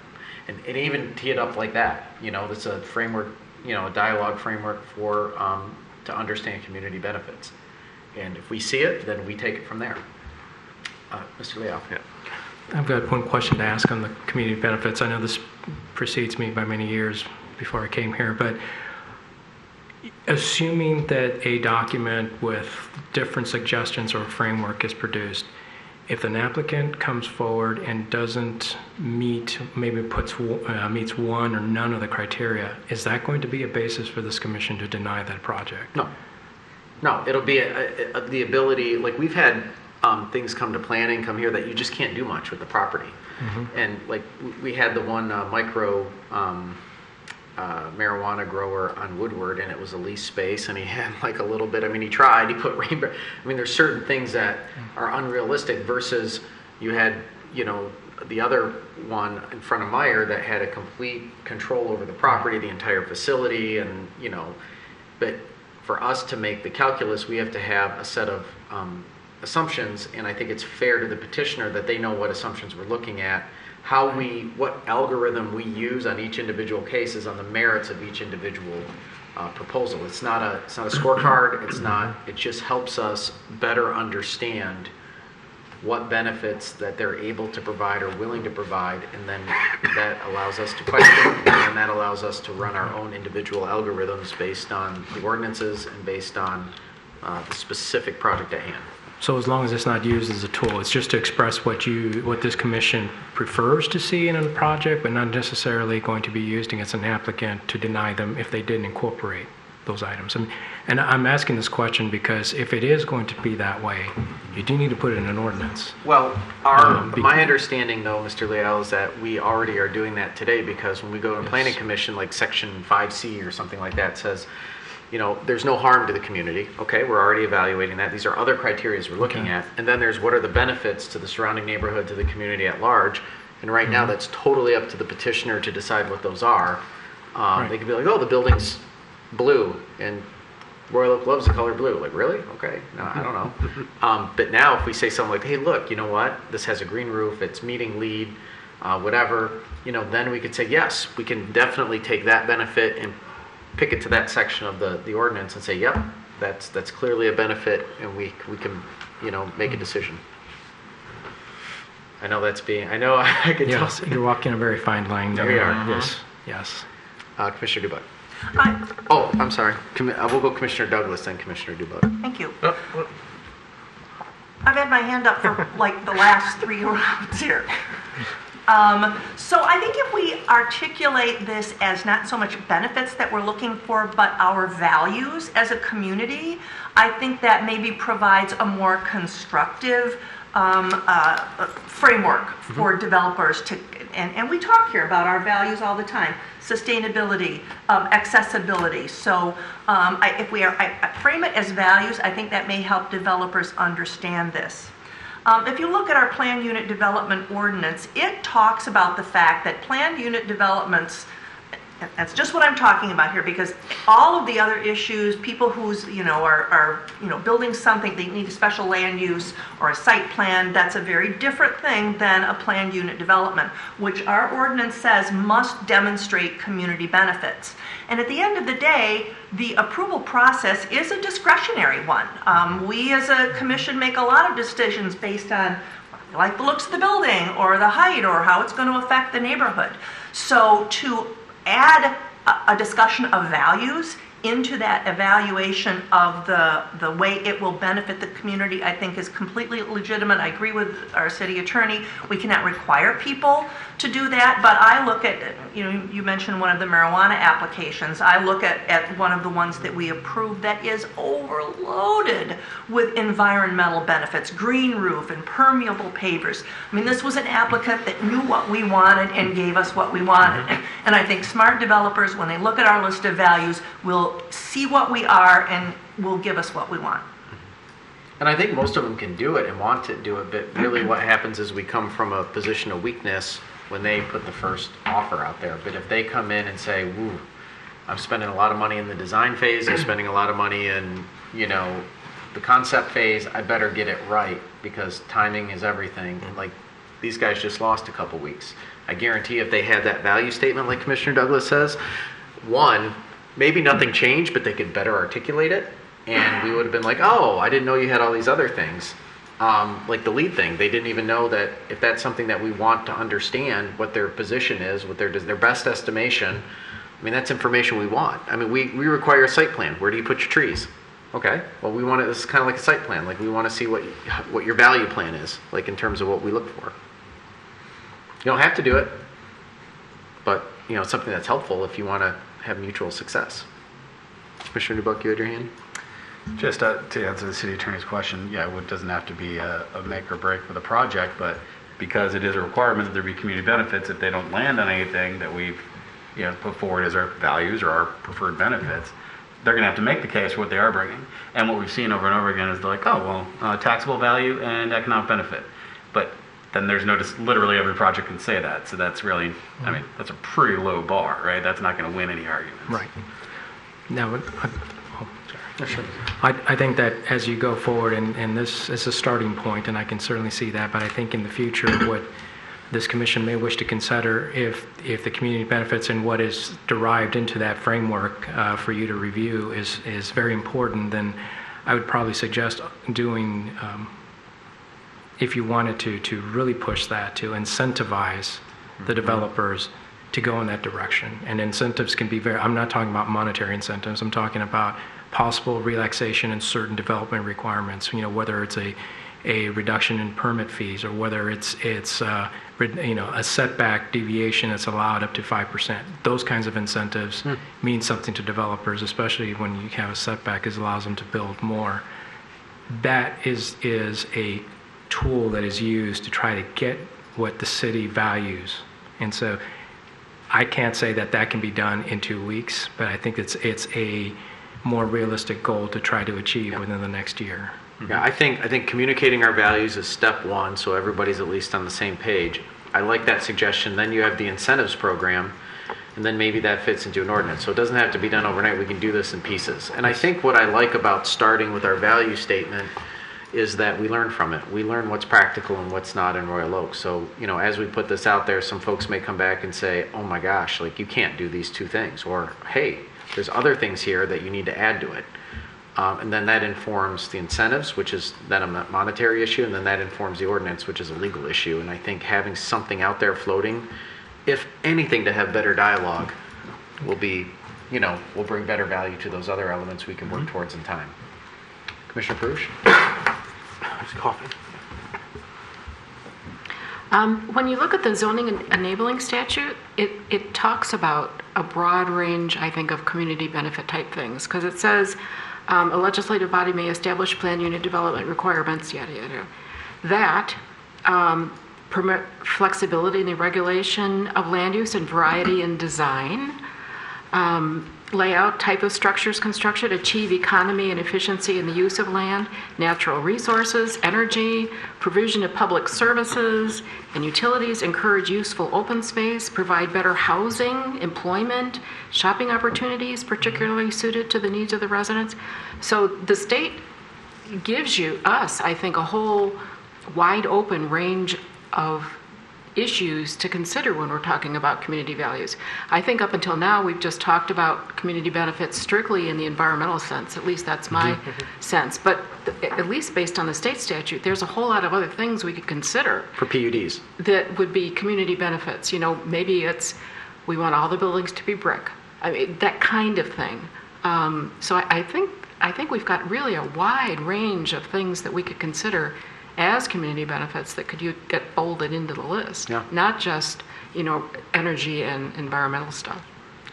And that was kind of the point I was trying to hit tonight with them, is like, maybe you're up against a wall with the environmental stuff, that come back to us and tell us what you're doing with these other elements that we have yet to define to you, because Commissioner Perush is right, we always hammer on the environmental stuff, but are we really talking about veteran transition housing? I do. But does anyone know what that means? You know, do we have something, a resource to define that for them? Like, well, this is what it means, you know? Okay, so we have a motion on the table. Anybody else before we vote on it? All right, all those in favor say aye. Aye. Those opposed? Motion passes. All right. Sorry to put you in the hot seat. No, no criticism, just, now more than later, we should probably, oh, well, this looks like a very sketchy situation. Two commissioners leaving at the same time to, all right.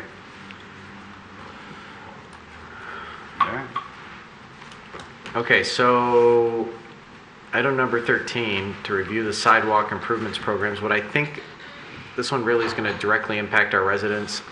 We'll just take a couple minute break for everyone to come back. We'll just take a quick recess. Plus, city engineer Donahue, no one wants to miss a word of what she says, because everything she says is important, enlightening, and makes our everyday lives better. Jamie tells me that every time I see him. He's like, "Do you know how great it is to be married to Holly?" And I'm like, "I can only imagine." I mean, every day. We were fighting over the greatest wife ever coffee mug one day at a store, and he's like, "No, Holly's the greatest wife ever." I'm like, fine, you win.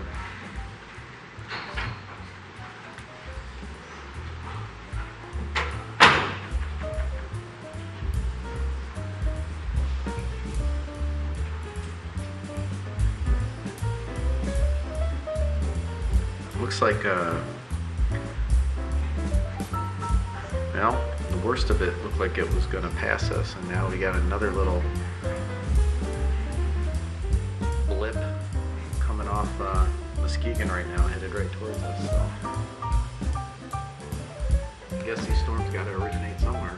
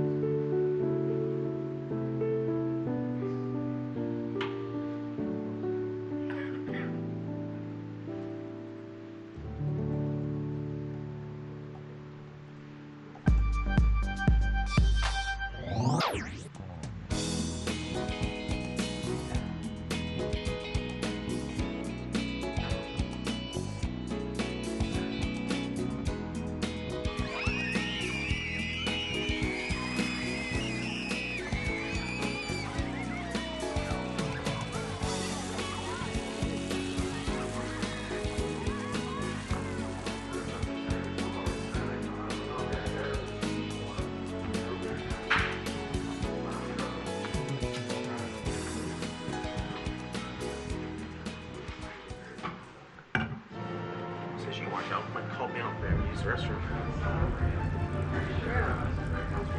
That's great. 50% of bicycle and pedestrian crashes occur at intersections. Look, wait, turn. Wait for people walking and biking before you turn.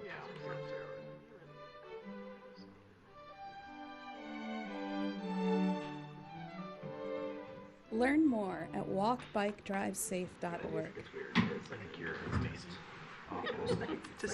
Who can sit here So for smart 7 all the time. hours without Driving, it's a long drive. But like, and he refused to stop. Like, refused. For 3 hours. All right, we're gonna start back up My hair's again. like this big. We're gonna begin with the review of the potential new sidewalk locations. Chief Engineer Donahue. Requesting your direction regarding potential new sidewalks where none currently exist within this year's sidewalk target area. The overall goal is to provide continuous sidewalks that link our neighborhoods, schools, and community facilities to create a highly walkable city.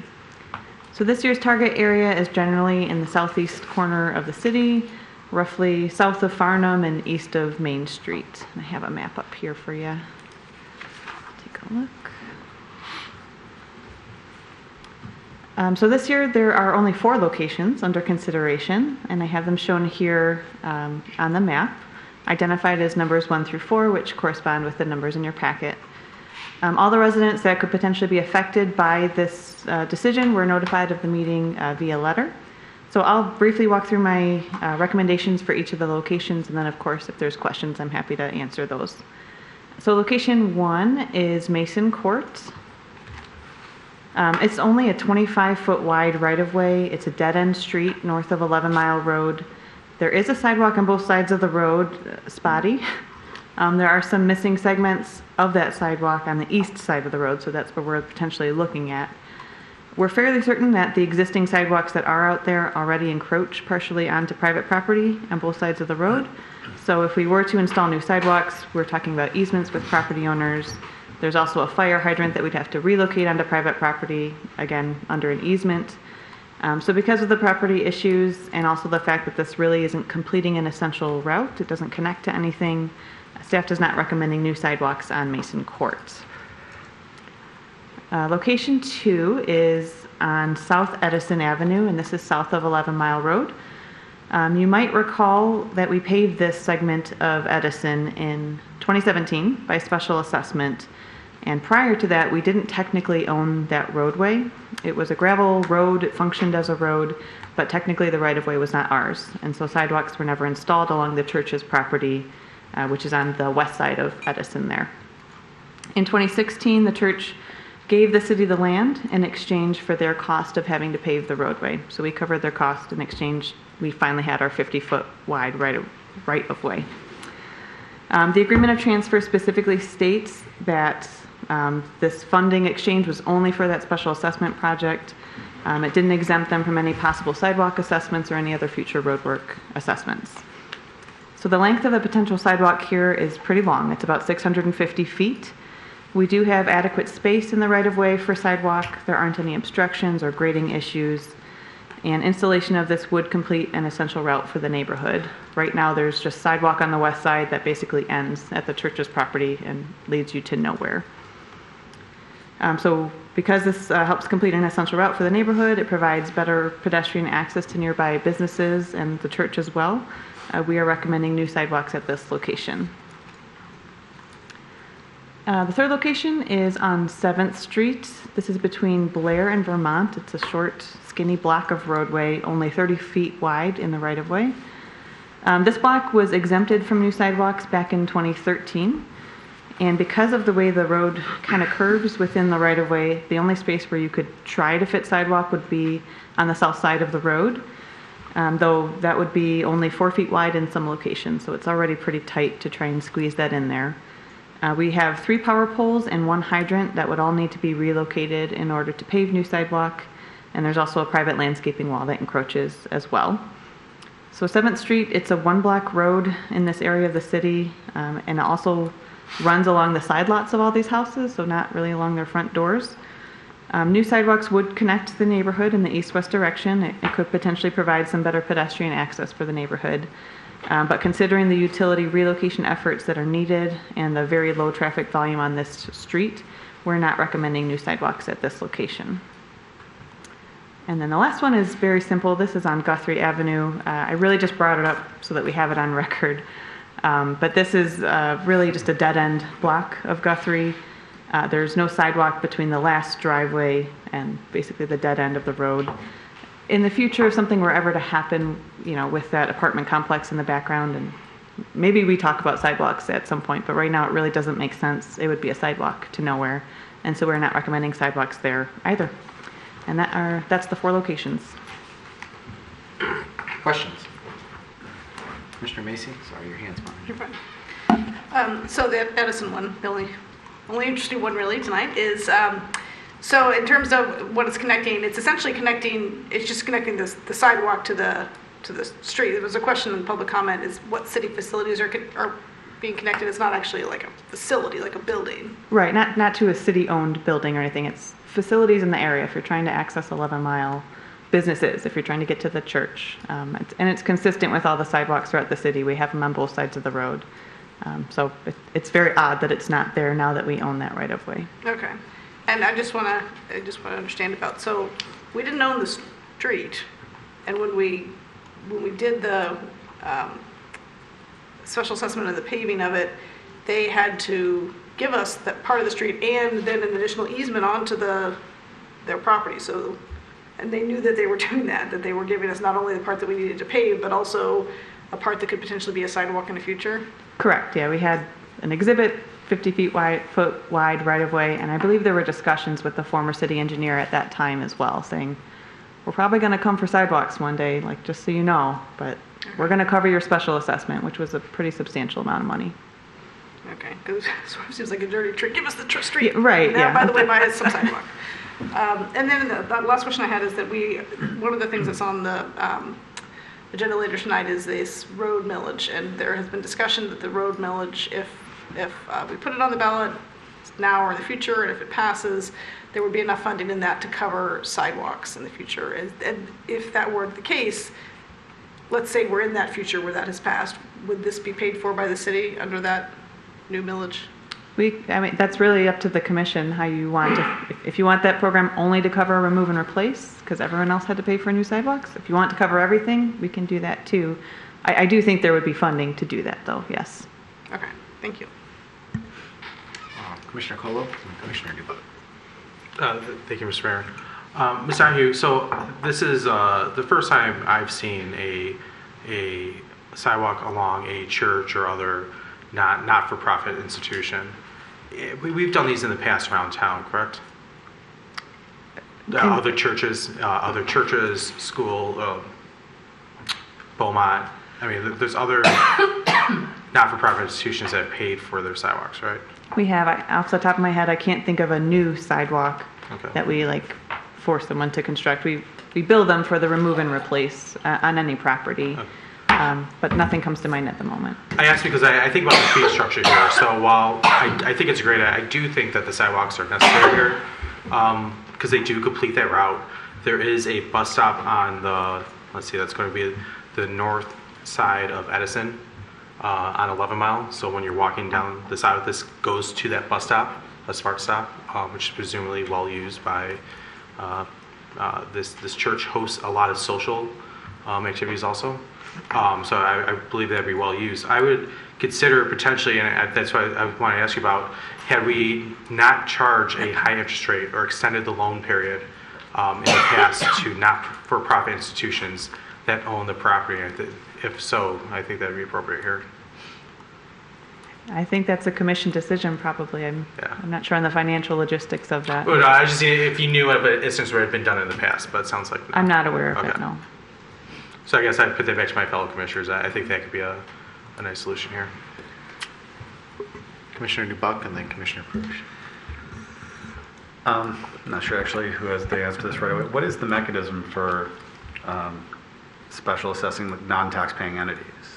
Because for the other, for residents, we would put it on their tax bill, right? When we spread their payment out over 5-6 years. how would we traditionally handle that with a non-taxpaying entity? Do we have a special billing system where we just send them the bill for the special assessment? That's a great question. I don't know. It's probably a bill that becomes a lien if they ever try to. Right. Yeah. I'm just curious.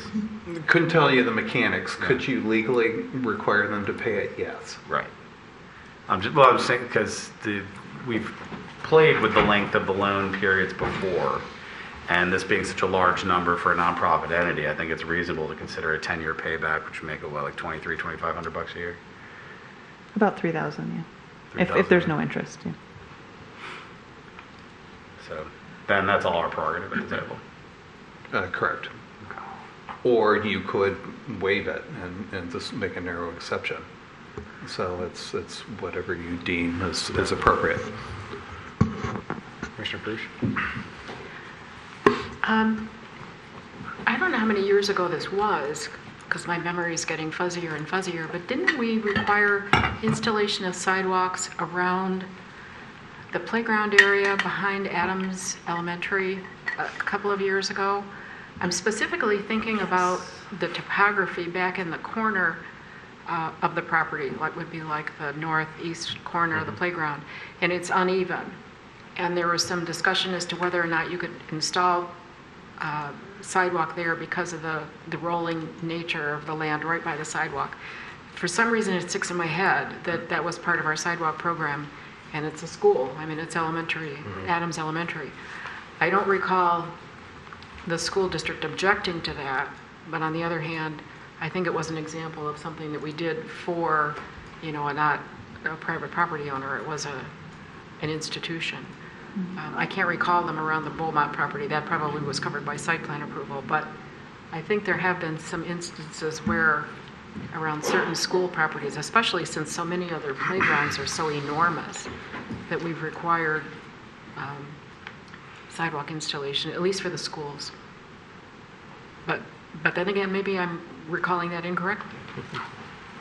It seems to me, I do recall that incident, and we've lost some of our institutional memory here, but I think the deal was that the schools wanted to build their own sidewalks, that we couldn't compel them to have us install them.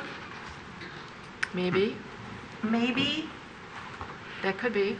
But we did, I do recall requiring a sidewalk. I know exactly what you're talking about, discussing a sidewalk there and the topographical issues that we encountered.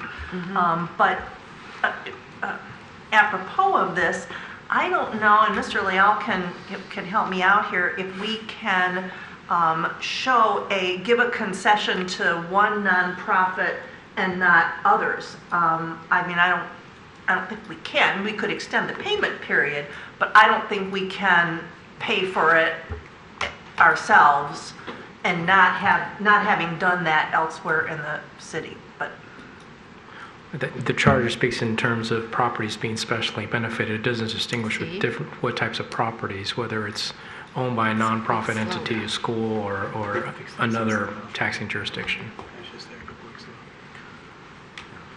So they changed that? They fix it. My question, I guess, goes back to, this has come up, I've been up here 10 years, and we went through every single place in the city, and at some point in time, all of these, and we renew them every time we bring them back up on a cycle, but we've decided, at least in the past, that this area did not, the previous commission, not this commission, but I was on that commission, correct? Well, we never owned this land before, so this has never been brought to you for new sidewalks, as far as I know. Okay, so this one's new. This one yeah, hasn't. First time around, I believe. Okay, all right. Oh, that's helpful. I know it was not back in 2013. It was a dirt road previously, so there wouldn't be a sidewalk. Yeah, we would have remembered this one. Right.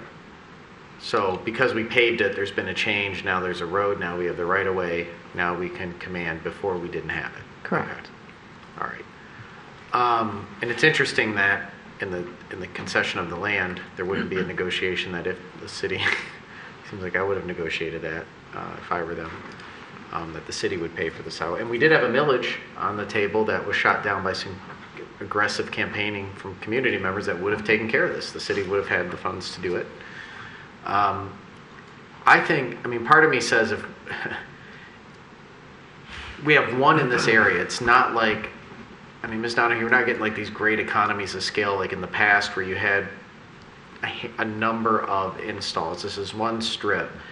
Does it make sense to wait to see if the road millage passes or not, and then decide how we want to, you know, manage installations moving forward? I just think that unless it's urgent, you know, we're going to have that language put on the ballot, and then the voters can decide, you know, give us some additional help and vision with how they vote, and then we can take it up. I mean, if this were something like, hey, it's going to cost a lot more down the road because, you know, the trucks out there, the cement trucks out there, this seems like a one-off strip that could wait. Just my thought. Commissioner DeBuck? Yeah, I mean, I think cost is a consideration, but we've had individual residents receive assessments of $5,000, $6,000, $7,000, and that's just one person. This is a community entity. I mean, that does have a revenue stream. I'm not being unsympathetic, but I think the unique circumstance here is the recent acquisition of the property and the creation of the right-of-way. And I think that does create a special circumstance worthy of special consideration as opposed to other properties around the city where, you know, it was always coming. And this was created by them allowing the city to take this property to build the road to benefit the entire street and the community, and they receive some benefit too. But I think that's a unique circumstance. So I don't think we're building, if we're to do something special here, we're not building policy specifically around nonprofit, but that specific circumstance of very recent acquisition and creation of a new right-of-way that then thrusts this new expense on them. Yeah. I think that's unique. So that being the case, I think it would be reasonable for us to propose we install the sidewalk and we split the cost. City covers half and property owner covers half. And we spread the payment over 10 years. That's my motion. No just for discussion. No interest? A motion by Commissioner DeBuck. Is there a second on the motion? Second by Commissioner Colo. Commissioner Hunt.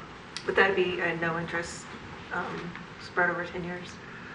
That's not, is that a question for me? Sorry. That's not, I didn't put it as part of the motion because that's not our standard policy. That would be an additional consideration on top of the cost sharing, but if someone wants to amend the motion for that. I would amend the motion to make it a no interest loan over 10 years. Okay, a motion by Commissioner Hunt. Is there a second? We have a second by Commissioner Macy. Okay, the amendment now is to the original one on the split. If they enter into a loan, it would be zero interest for 10 years. Call for the vote. Discussion? I was just going to say, I mean, I think this is a good compromise. We're splitting the baby like we like to do. But I wish we had a chance to hear from the property owner again with this consideration. I just wonder, because I agree that this is a different consideration because of, like I said, it seems sort of like a dirty trick to let them, ask them to do this so we can pave the road and then force this large expense upon them. And also the fact that we have this millage coming and well, we don't know if we do, but if it'll pass, but if this millage gets passed in the next few years, which we better hope it does in terms for our streets, yeah, and then we have the funding to do this, it seems like maybe a second dirty trick to be playing to them, that we're about to get the funding to make this something we could handle, and right before we do that, we're asking them to pay for it. So I think this is a good compromise, but I'm not sure it's the best solution, so I feel conflicted. So I agree with what Commissioner Macy's saying, because I think Commissioner DeBuck enlightened me a little bit by saying and reminding me that this was, you know, they gave up this property for the public benefit. And they're not a sophisticated multinational corporation trying to negotiate stuff. They thought, okay, well, we'll put this, you know, we'll allow the city to come in, pave this street, and it will benefit the neighborhood. And there's a benefit to this, you know, to the city. And then, you know, we come back a short time later and say, remember that thing we talked about? Yeah, we're going to nail you with the $30,000 thing. Well, I appreciate, you know, the splitting of it. I mean, is $15,000 as big a deal to us as it is to them? And do we just pay for the whole thing, given the fact that there's a potential millage on the table, given the fact that this is so unique with the fact that they conceded very valuable property here for the community benefit? Do we even split it? Do we just, you know, I mean, for the 15 grand, because I agree, is it a second dirty trick if the millage passes, you know? No one has to pay. That's my thought. I'll go Commissioner DeBuck and then Commissioner So Kohler. my understanding, and maybe I misunderstood, I believe we paid for the road, correct? We did not special assess them for the road? Correct. All right, so that is a massive concession because that would be significantly more expensive than the building of the sidewalk. So I wouldn't want to make it seem like we pulled one over on them. They ceded the property and then we built the road where it's standard that the adjacent property owners, nonprofit or not, pay for the special assessment for road building. But we wouldn't have been able to build the road unless they conceded the property. Agreed, but I'm saying that's a trade right there. You concede the property, we will pay for your share of the road. Like that's a fair deal. As far as the millage goes, I mean, we'll have to decide that when the time comes. It is not, in my mind right now, it's not good policy to say, okay, now we're going to tax everybody, but when you pay for new sidewalks, you don't have to, but your neighbors, you had to pay for your own, but now your neighbors are going to pay for yours. In my mind, if we expand the road millage to sidewalks, it would just be for maintenance and upkeep and not for those special assessments. I mean, maybe we offer some discounted rate, but there should still be some skin in the game because everybody, at one point or another, is the case we've always made at this table, has paid for their sidewalks, either in the property of their home or in the building of their home, or when they got special assessed. But we don't have to debate that right now. But it would not be and then if we were to build a policy, I mean, is it nonprofits? Because then I mean, that opens a whole world of entities that we would not be charging anymore. Or is it faith institutions? Because that's a whole world of trouble, right? So I just, from a policy standpoint, I think there's a special circumstance here because of the ceding that property. That being said, I'm not passionate about it, and I'm okay with the motion on the table is the 0%, right? I'm going to switch around because Commissioner Kohler, I think, spoken, so we'll go to Commissioner Douglas and then back to Commissioner Kohler. Oh, go ahead. I'm just joking. Of course, if we pass, if the voters approve a millage to pay for sidewalks, this institution won't be contributing anything to that fund. Just Fair thought point. I'd point that out. Commissioner Kohler and Commissioner Macy. I agree with everything Commissioner DeBuck said, and also, I mean, tonight we're just talking about are we going to build a sidewalk or not. There's a million special resolutions that come after this. They should deal with the pain for that. And if there's more conversations we had along, if it's more than a city contribution of 50% and 0% interest, there's 5 more standard resolutions that will come between now. Right? Is there one standard resolution that comes in? With the sidewalk program, we've gone right to standard resolution 5. Okay. Don't know legally why, but that is what we've done the past few years. So we said between now and standard, we have standard resolution 5. If there's more funding that we want to contribute to that beyond the half and 0% for 10 years, which is about $150 a month. All right, well, the motion we have on the table right now is the amendment to 0 interest over 10 years. Commissioner Macy? Yeah, so that was going to be one of my questions was about do we have to decide how we're paying for this right now, or if we're paying for this right now. And the other thing I wanted to just throw on the table is that in terms of community benefits, this church is a polling place. It's, in fact, my polling place. So it is contributing to our city and our community in that way as well, in addition to all that does is its own faith institution. Okay. I'll call for the vote on the amendment. All those in favor say aye. Aye. Those opposed? Okay, the amendment passes, so now we have a motion with the payments, defined in the event that this one passes. Discussion? I'll just add, I don't think I'm going to support it only because I think that it's not a special treatment to a faith institution or anything like that. I think it really comes down to, the situation of, I think that the concession of the land is a very valuable thing. And yeah, they didn't have to pay for the road, but we wouldn't have got the road, which is a bigger benefit. And I don't know that they fully contemplated everything. And so therefore, I'm not going to be supporting half the payment, especially if the voters are going to speak to us a little bit later if we put it on the ballot, the road millage. So, but I don't fully disagree with everything that my colleagues have said. I just taken a little different position on it. I value that concession a little bit more,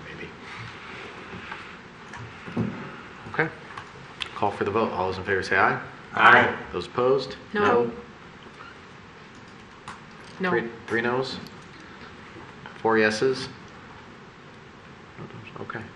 All right, then it passes.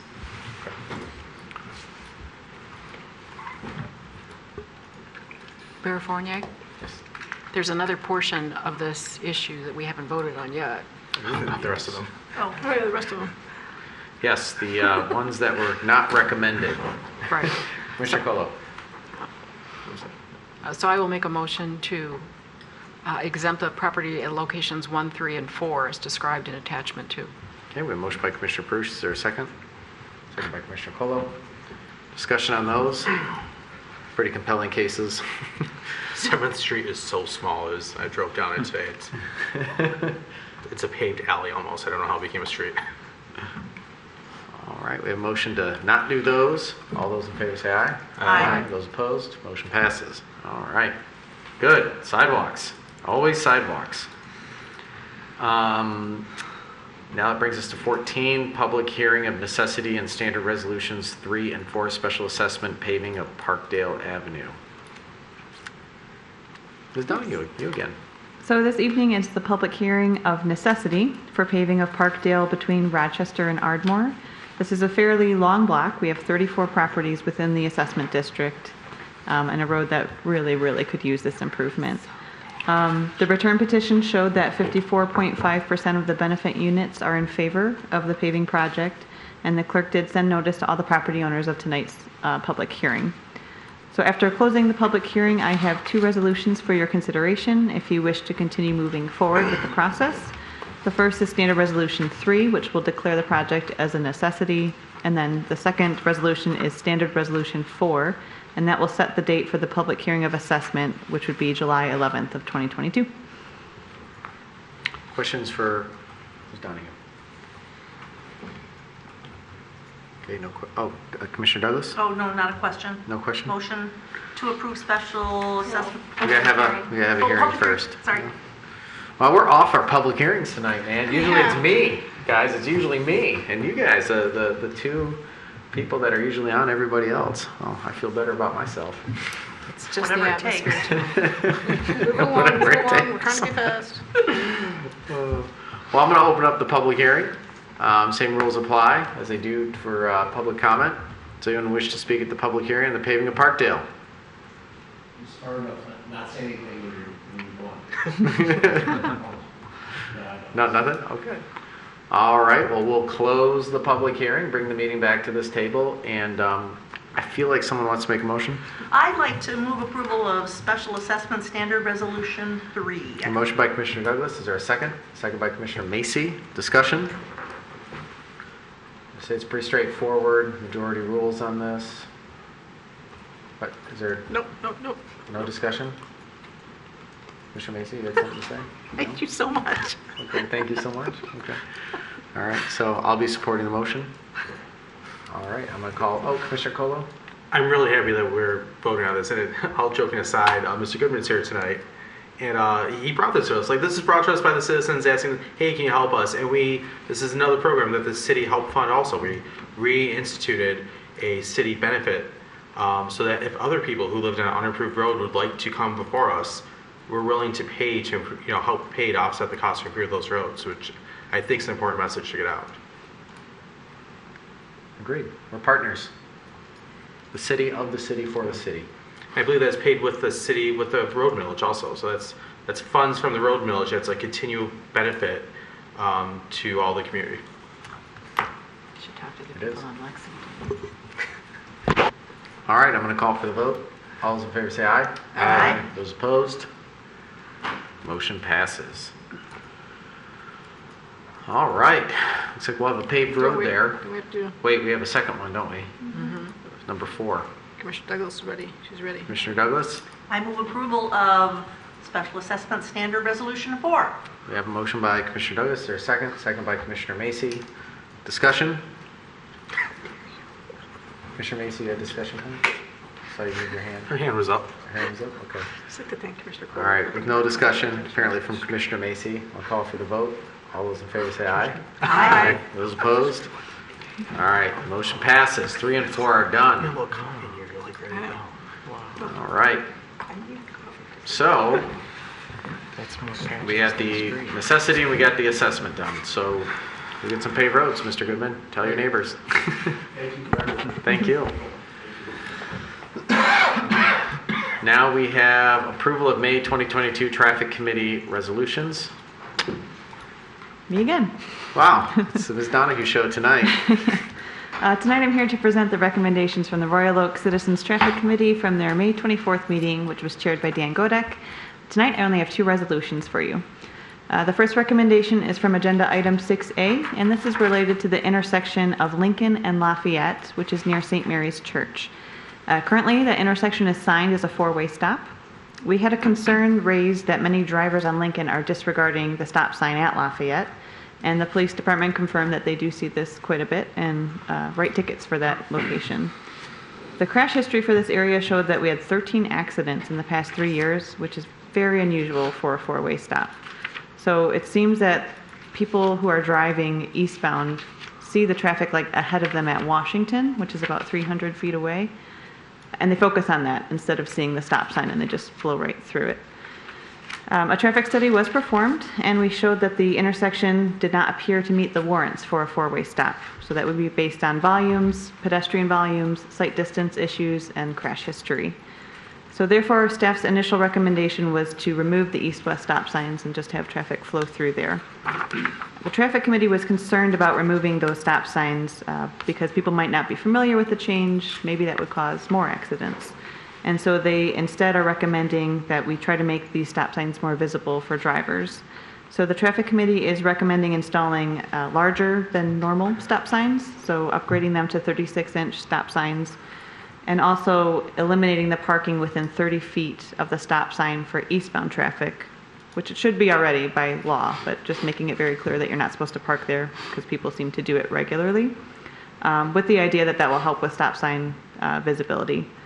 And then additionally, just because at a 4-way stop, you should have the all-way plaques under each stop sign, so we are recommending that those get added as well. And then the second recommendation tonight is from Agenda Item 6B. We had a complaint about speeding on Forestdale between Farnham and Catalpa. We did a traffic study and found that the 85th percentile speeds were 20 to 21 miles per hour. The volume of traffic was at the very low end for a residential street, and so therefore no changes are recommended at that location. Questions? Commissioner DeBuck? Thank you, Mayor. These appear to have been adopted unanimously. Yes. So no minority report to give. Correct. All seems like sound decision making to me. I'll move for approval of both recommendations. Motion by Commissioner DeBuck, second by Commissioner Prush. Discussion? No discussion? Commissioner Macy? Okay. Thought I saw your hand move. All right, I'll call for the vote. All those in favor say aye. Aye. Those opposed? Motion passes. Actually, Mayor, now I do have something to say. Sorry, I'll have to make a motion. She just wants to add. You're not recognized by the chair. No, Commissioner Macy. I was wondering if I could make a motion. Well, I'm going to make the motion. I'll make a motion to move agenda item 18 up in front of 16, so between 15 and a half. In other words, do the road millage first of the millage considerations, because how I'm considering these millages, in my mind, it's dependent on that ordering. So anyway, I'm making the motion, and we'll see if it is conducive to the rest of the commission. And also it allows Ms. Donahue to come and to be done to that. A motion by Commissioner Macy. Is there a second? Second by Commissioner Colo. All right, discussion? I'm sure that makes Mr. Filipski happy. Commissioner Prush. I think this is a good idea because in my head I am considering all of 3 of these issues together. And it's a balance of how do we treat all of them? You know, do we put them all on the ballot? Do we only put 2 on the ballot? Which ones? So on and so forth. So ideally, I think we would consider 16, 17, and 18 all together because I think they're all the politics of it and the policy issues as to what you put on the ballot when are all going to be jumbled together. So we might as well talk about all of them at the same time. I don't think that there's going to be any discussion, I could be wrong, about the specific millage rates. You know, is it 0.7 or is it 0.8? that's not where the issue is going to be. It's going to be, should these all go on the ballot or should only some of them go on the ballot in the fall? And so I think we need to discuss them all together. All right, anybody else? I'll call for the vote. All those in favor say aye. Aye. Those opposed? Motion passes. All right, 18 is now moved to 16. Approval of the road millage ballot language. Okay, so the current road millage expires in 2024, as you know. And back at the March 21st meeting, I presented plans for a road millage renewal that would extend it another 10 years, so 2025 to 2034. Sorry, 2025 to 2034. The plan is to focus on major road improvements, but as we've discussed, we'd like to continue maintenance on local roads, and once this current 6-year sidewalk program is over, incorporate our sidewalk improvement program under this millage as well. The city attorney sent draft language to outside counsel as well as the Attorney General's office for preliminary review and comments, and we did get some corrections and comments on the language. We had also asked if it was acceptable to renew the millage at its current rate. With the Headley rollback, we're at about 2.3 mil, but also add in that difference between the current rate and the original 2.5 mil levy, and they said that that was acceptable to do. The revised language is in the commission letter. I can read it if you want, but it's pretty basic. But there are several resolutions here. The current and proposed charter language is in there, which would show how we renew the millage for an additional 10 years. Also resolutions directing the city clerk to send this to the governor's office and also to get it published in the newspaper. And then finally, the actual language that would go on the November 8th ballot, if you so choose, is also included in there. Questions? Commissioner Colo. Thank you, Mr. Mayor. And, Ms. Donoghue, I looked back at your previous letter from March, and you did a really nice job. We laid out with this millage all of the roads that we're going to do between now and the expiration of the millage. There's a timeline and there's a plan. So I think that's really helpful when talking about how we're going to spend money. So I do appreciate that. So one question I do have, I guess, back for either Mr. Brake or Mr. Leal.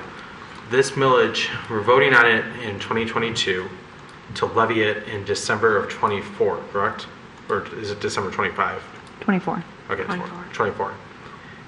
It will be in effect in 23. Is there a Headley rollback that year? Are we losing part of the millage that year? It is possible right now that we don't, every year, as you know, the state actually comes out with a formula that tells you how much to apply to the rollback, the Headley rollback. We don't know what that is going to be for the following year. So even if this is approved, it would be authorized up to the 2.5 mils. But in reality, the first levy could be something a little bit less than that based on the formula the state provides to cities across the state to apply. So instantly, from when we vote on it, we're already, because I think in the past with like the public safety millage, if we voted for it in its third year, it replaced it in the fourth year so that moving forward, it's at that rate that we had just voted on. So that the funds that were remaining, like right now there's a year remaining, we would have just kept on going. It would, that would have been year one now.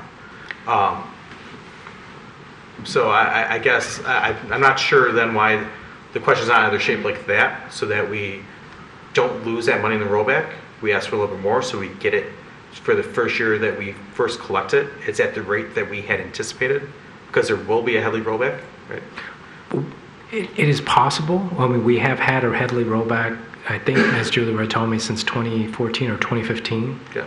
But before that, there was no Headley rollback because of the way the, I'm not trying to put words in there, but the way the inflation was back then. I mean, okay. the formula they came in was a factor above 1, so there was no Headley in those years during the recession.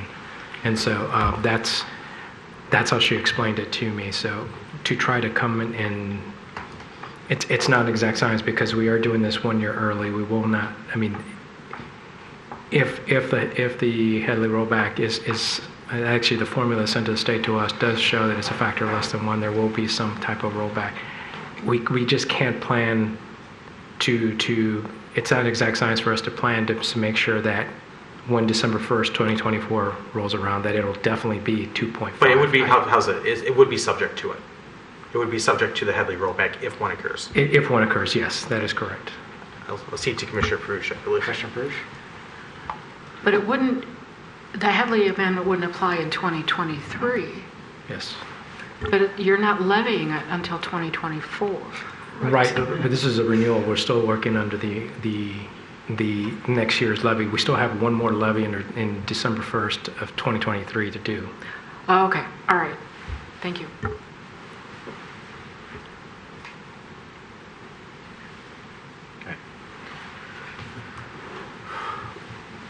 But, okay.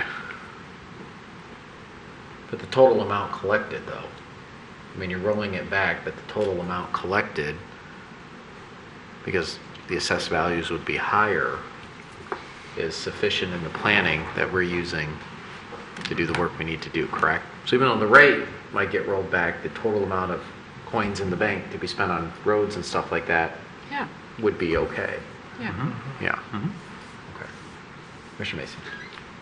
Right, but if the intent is to bring it back up to the 2.5 pre-Headley amount, then by doing it a year early, we're not doing that. Whereas if we waited another year, we would be able to get it up to that 2.5 amount. So if the intent of doing this is to, roll back the Headley rollback, then we're not doing it if we do it early because we're still going to be subject to that, to Headley for another year. So, it's the first, you said 2023, but the language says December 1st, 2024 is the first time we're going to levy it. It is 2024. Okay. Is the first time. So there's, we've got this year, elections this year, and then we have the election next year, and then we have the election 2024. It's a December tax, right? Mm-hmm. So, it's not like this is the last chance, or even next year is the last chance.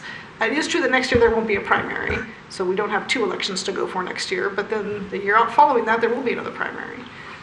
So there are several elections left for this ballot language to go on, and the Headley rollback to me is one of the pieces that we should be really considering when we're looking at this.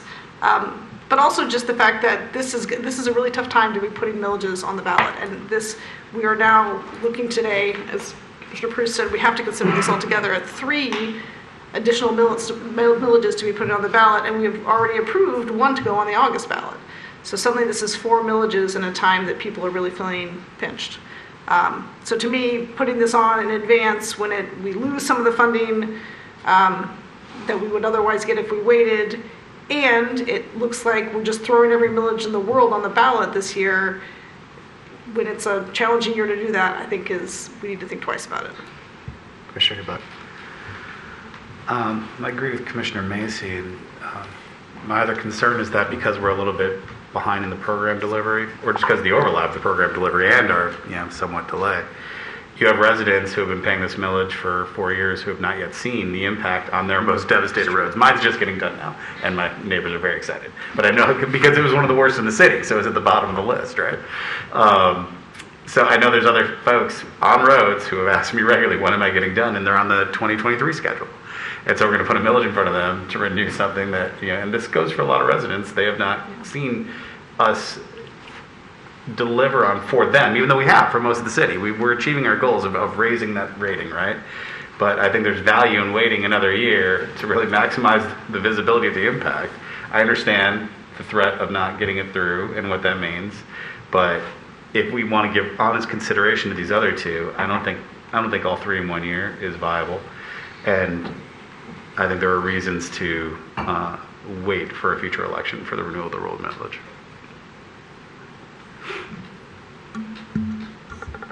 Ms. Donahue, any concerns with that? No, and the basis for putting it in 2022 was I thought we'd have a much better turnout than we will in 2023. So we'd really gauge what the residents wanted. And it gives me more time to plan and get these. Major roads are a lot more than local streets in terms of design and getting inspectors on board. It's a bigger undertaking. And so I don't think I could wait till 2024 to get that answer. I could wait till 2023 though. That would work. Okay. So do we need a motion to push this off a year, or do we just let this thing?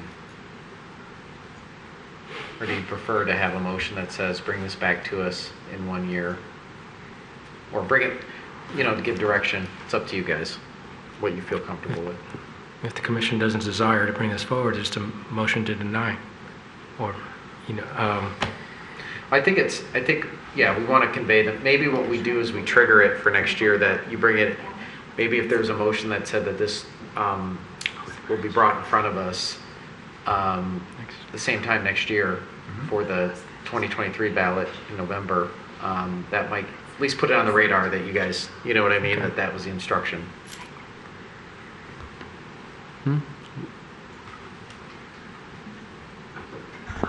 I was just saying, you approved to put this on the ballot a few months ago as a draft, so it probably would be better to make a motion to put it on for next year's ballot. If Okay. that's where you want to go. Okay. All right, someone want to make that motion and see where it goes? Motion by Commissioner Macy. Motion/question. Okay. So I'm gonna make the motion. My question is, the language will be different next year because the numbers will be different. So do I have to say that? I don't want to bring this exact thing back. I want to bring the updated version of this back. So motion to postpone this consideration until next year and review the language again next spring, summer. Clerk Hollis is looking at me like I'm crazy. What do you think? I think you were on the right path and just basically saying that it should be updated to reflect any changes in the Headley rollback, and that's what we could do.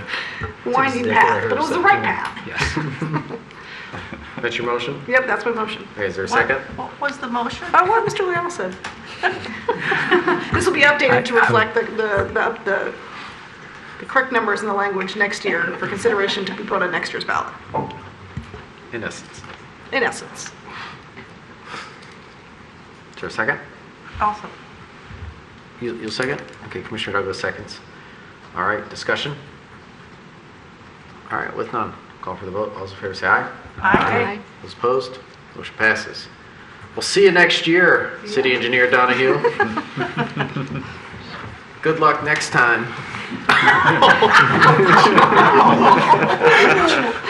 We're all getting punched. Yeah, we are.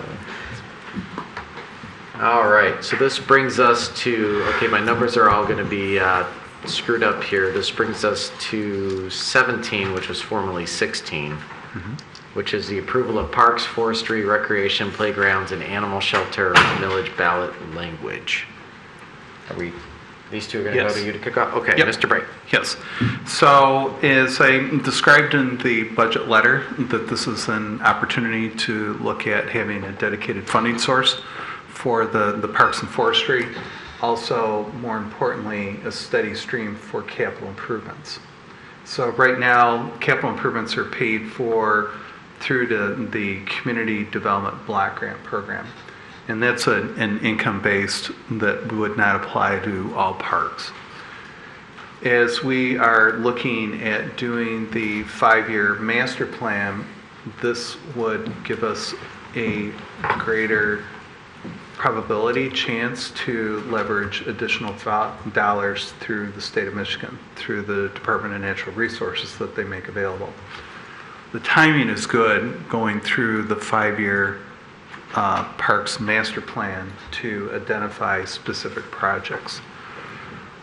We all know of instances of parks that have aged over a period of time, the facilities, whether it's tennis courts, basketball courts, playground equipment, things like that, that have deteriorated or no longer able to be used. So this provides kind of twofold that guaranteed funding stream for parks and forestry, then also to address these many capital needs that we have in the parks. As a side issue, initially I didn't bring it up in the letter because we were discussing this with the attorney, separate and apart, but yet can be combined, is to talk about the animal shelter. Is we have what appears to be a significant funding source to redo the facility that could expand the amount of square footage greatly. along with that, that does not address the operating costs. Part of the approved budget did include increasing the compensation for the shelter manager to a full-time position. We can all think of anecdotal instances where the care of the animals requires an enormous amount of time. So again, coupling with the expansion of this facility of having a dedicated funding source that can pay for the operations. So this is presented for your consideration. This could be, if you wish to have this actually levied, have it go before the voters this year but not levy it until the following year, would be fine. But for demonstration purposes, we included that it would be levied immediately in December of this year. Part of the recommendation is that this would come back. We would present the language to the AG's office, but then bring this back to the commission one last time for your consideration. So this is just to move this forward.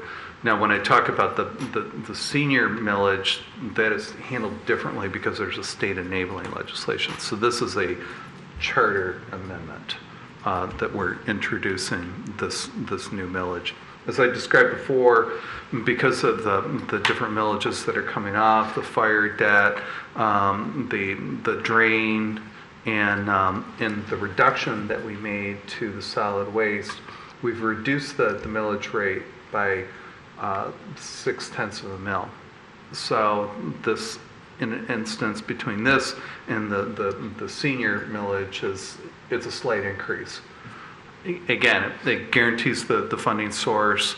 It relieves the pressure off of the general fund, but shows a true value to the community of some needs that are out there. If anything, what the pandemic has brought about is that individuals utilize the parks even more. And having those sort of outdoor facilities, it's incumbent upon us. Otherwise, we're left to, there's a very, very small funding source that comes from the parking that comes from Arts, Beats, and Eats that really does not generate that much. So being realistic about the grant applications to the state of Michigan to show that we're serious about this, and couple that with the master plan where we can engage the community and say we can have a pretty robust funding source that can leverage additional dollars from Lansing, that we can make some significant improvements to our parks. So that's the overall proposal. Mr. Filipski is here if there's any individual questions that you have regarding the Parks Master Plan, but that's the thought process. I think this is an ideal time in some respects of the reduction of the millage, but on the other hand, with the state of the economy, who knows what the economy is going to be like in November. So that's the wild card to all of this. But we do have several things on our end that are converging in an appropriate time to engage the public and to gain that understanding. Is that something that they value? Is this something important? And especially through the park planning process, that this will benefit many different areas of the city. So I'll leave it at that, but if there's any questions that I can answer Mr. Filipski of what the future holds, either one of us will be happy to answer those questions. So, questions? Commissioner Hunt. Mr. Brake, I just have a question for clarity. As it relates to the animal shelter, the dedicated source for the building, the new building, is that a guaranteed? It appears to be a grant that was applied for. Is that a guaranteed, or is it in the event this doesn't happen, then we use our money? What's the... So is it a guarantee? No. Okay. It's subject to appropriation. From what Congressman Levin indicated to us, that we had the same conversation about the forestry grant, that he gave some pretty strong assurances, but nevertheless, it is subject to the appropriation process. It is included on the ARPA list, so one way or another, that facility is beyond obsolete. We need to do something, and there's a unique opportunity with this land swap that we're achieving a pretty good value out of this. So the funds levy would be solely for personnel for that? Correct, for operating only, would not pay for capital. All right, thank you. Commissioner Dubak?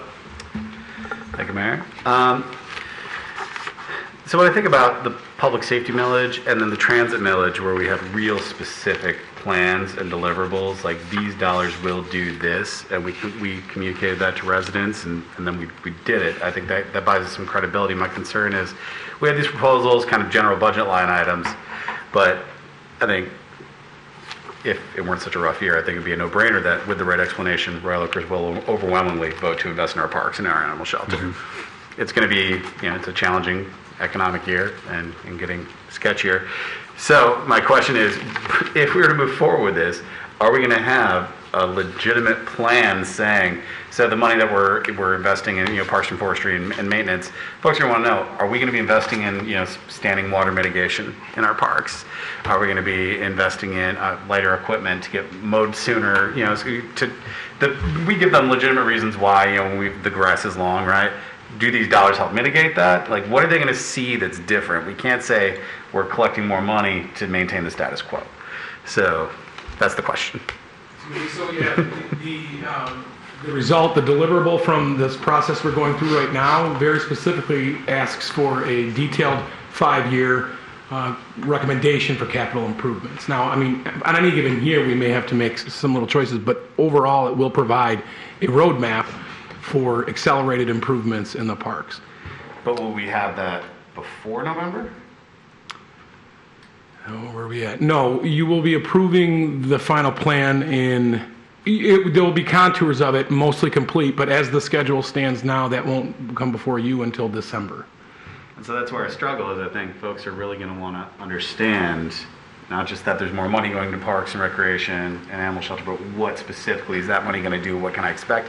And how are they going to hold us accountable to say, okay, you did the things with the money you said you were going to do? Like, I think it harms our position if we're like, approve the money and then we will show you a plan. Mm-hmm. So I'm not sure how to approach it. Yeah, I would say this much, that this is probably similar to the road millage. If you delay it by a year, it'll be fine. And here's the other element I think will generate some enthusiasm, going back to the question about the animal shelter. Assuming that the funding goes through, we're probably looking at 2024, 25 before that's even completed.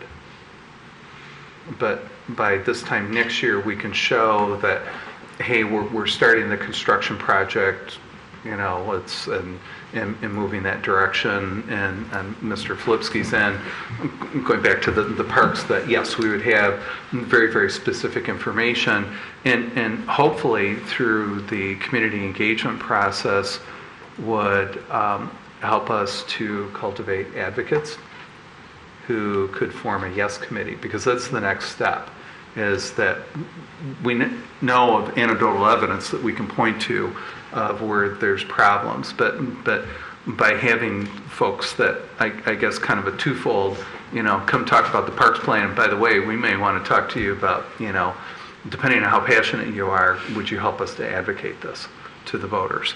So by delaying this year, 1 year, there's not a huge sense of urgency, but I do want to put, there's a common theme you'll hear from me, is that I look at things from a long-term perspective, and so I repeat things and I repeat them, and I tell you a third time. The budget that was passed was not predicated on this millage. So if you wish to delay it and say, we're interested in it, but bring us back a better product, I think we can achieve that. Commissioner Cole. Thank you, Mr. Mayor.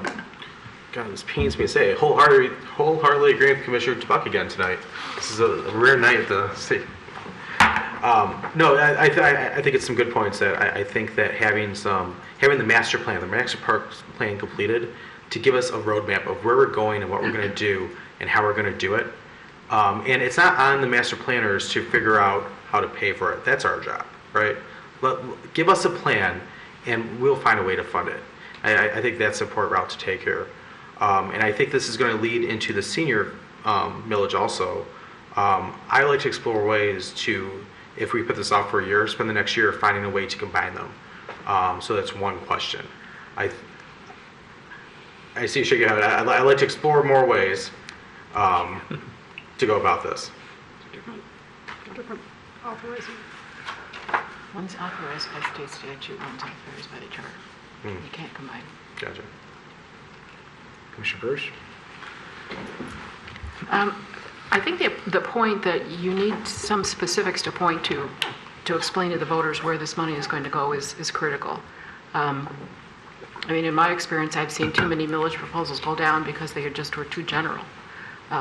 You know, let's raise the general fund millage level 2 mills because we need it for the general fund. I mean, they go down in flames. But if you can point to specific things that they're going to do, that you're going to do with the money, like the public safety millage, we're going to bring the police force up to 79 people. That was the selling point. There might be a way to do it, even though the master plan itself is not complete now. You might be able to appoint to enough specific things that you know are going to be on that master plan list, that you could develop a list and get it on the ballot this year and point to some specific things. My guess is that your departments have a list of things that you know are going to have to be funded in the near future, and they're going to end up at the top of the list of a master plan list. Despite, you know, the fact that you have to go through the whole public comment period, you know we're going to have to do A, B, C, and D. And if we can identify those, then that might be enough to get it on the ballot this year. Otherwise, I think we're looking at the potential of having 3 millages on next year's ballot. Exactly. And we don't want that. So I think we need to get something, at least one, on the ballot this year. Yeah, and I just want to echo that, because exactly the point, if you're just pushing everything down a year. And I think too, this is a 5-year millage, and we're doing a master plan that's looking like way out into the 20-year horizon. I mean, I think in that first 5 years, you're going to hit the low-hanging fruit anyways. There are things like, unless the master plan says eliminate tennis courts, I'm pretty sure you're going to pave the tennis courts. Unless it says eliminate a skate park, you know, I think there's a menu of items that we can put on there. And I think it might even be the opposite effect, a little disingenuous to say, here is our parks master plan, and if you approve this 5-year millage at this amount, all these things are going to get done in 5 years. That's not true either. That's just not possible either, because we have a many year cycle. And I think, you know, those are just my kind of thoughts out of the gate. Commissioner Macy? So actually, I think it's a 5-year master plan, isn't it? Mm-hmm. So the parks master plan is only 5 years. Okay. So, but I absolutely understand and agree with what you're saying, and it's a conversation that is making me think twice about this, but one thing I'd like to say in defense of doing it this year is that because we're going through the master plan process, we have a ton of community engagement planned, including starting this first Sunday at Juneteenth, they're going to be tabling there, and the community is going to be talking about our parks and what we want in our parks and what we'd like to see, what we maybe are lacking and what we could improve. And so we're going to be doing that all the way now through November. So people are going to be right now this year thinking and talking about our parks quite a bit. In that way, we're sort of leading up to having this on the ballot, because people will have in their minds exactly what it is that they would like to have done and they'll be seeing have done. And you know, so Mr. Filipski said that we wouldn't have the master plan done by November, which is true. But before November, there will be lots of things that will have been discussed and will be able to be presented to the voters. And it's sort of similar to what we are doing for the library millage. Like, here are things that we would like to be doing in the future. Here's what we're looking forward to, and that the millage could support if passed. Right. And so I think that's the sort of thing that would be the same sort of information would be given out to voters. Right. And what happens if it doesn't go or it fails or something like that? Then you know what I mean? Like, do you know I think that if you're developing a master plan, you might even want to have a context that there's an opportunity here where you're going to have the funding source for it. It could go down, and then you adjust. But I think that's a helpful bit when you're planning to say, yeah, okay, we're talking about all this stuff. What kind of, if this, we have to talk about it in the context that this millage is going to go out there and that it could potentially pass, and that kind of gives us a bogey to work with to say you're looking at $500,000 a year in capital improvements, not $5 million, not $50,000. And if it, just like if anything, if the road millage doesn't go through, you regroup and prioritize and perform triage. Commissioner Douglas. Well, I'll just say that, we've got a previous 5-year plan that's expiring, and I am pretty sure that we have not completed everything that was in the existing plan. So I would expect that the big projects there are what is going to rise to the top in the next plan. Yep. Yeah, and let's be honest. Since we had the last master plan, we're going to retool it. It's going to be better. But is it going to be dramatically different? You know what I mean? It might be a reprioritization of some of the elements. It might be enhancing certain things, a little bit more focus on other things. But the basic key things of what we do out there in terms of at least the CIP is going to be pretty, and you don't want to be too specific, like we're going to build a play structure at this park that's 20 feet tall and 2 slides, and that's ridiculous. But I think we need to give voters an idea, like here are the elements that were identified on the master plan from last time. These are the things that would be completed as, finally approved in the new master plan with this. Commissioner Cole? So I think one thing that we're kind of missing here is the benefits we're going to add above and beyond what's existing right now. And like looking at these numbers, parks and forestry, $1.5 million. That's already what we plan to spend on them in 24-25. So I am not seeing what we're, and animal shelter operations, $133,000. That is what we budgeted already.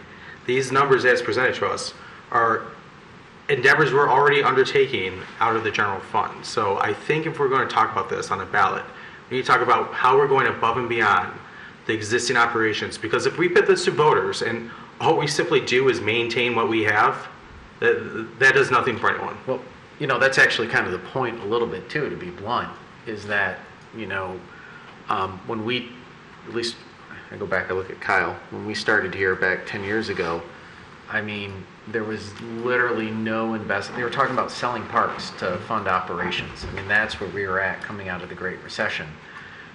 Your point's valid, but it's also valid to say, like, look, you've enshrined in, parks and rec are important. There's much potential. We can always levy less on the general fund, but the voters are saying parks are important to us. We're going to keep the animal shelter funded. Not a decision up here, but a decision in the voters to say we're always going to have a funding source to run it. We're always going to have a funding source to keep the parks maintained. We're not going to let parks go dormant or sell them for operations. So part of this is saying to the voters, like, look, the last time we had a recession, it was you're not going to cut police officers or firefighters first. You're just not going to do it. And that's a good thing. But what do you cut? You cut your parks. You cut everything else.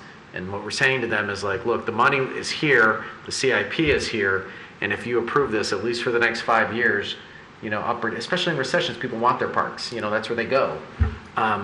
It's going to be preserved. So the benefit they're getting is that preservation of these services, I think. Well, yeah, and the city's done a remarkable job. This commission's done a great job. We just passed a budget where we still have $10 million in our general fund because of the great financial planning that we've done. And our parks are great places. We just opened up Lawson Park on the south side, Norby Oaks, Centennial Commons. There's a lot of good going on.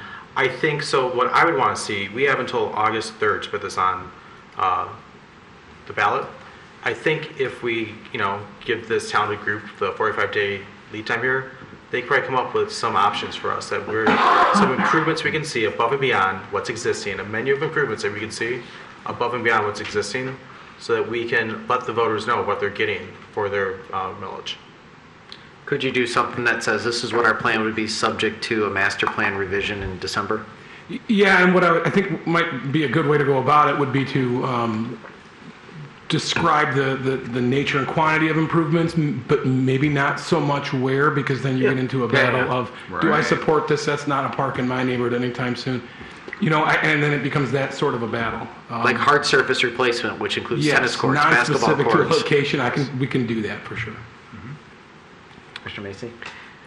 Yeah, I just wanted to add about this, that one thing that really frustrated me when I first got on the commission is that we hardly spend any, if any, general fund money on park improvements. It's only been the CDBG, which I thought I found not right. Like, we have these 50 parks and we can only maintain them through this federal funding. That just doesn't seem, or that doesn't seem like it can be the way that we should be operating in Royal Oak. So the capital improvements, I think, is going to be a big part of what we're going to see as an above and beyond improvement to this. Yeah, especially for parks that aren't eligible for the CBDG. Right. Like in the north end. They're going to see the windfall of the benefit of this.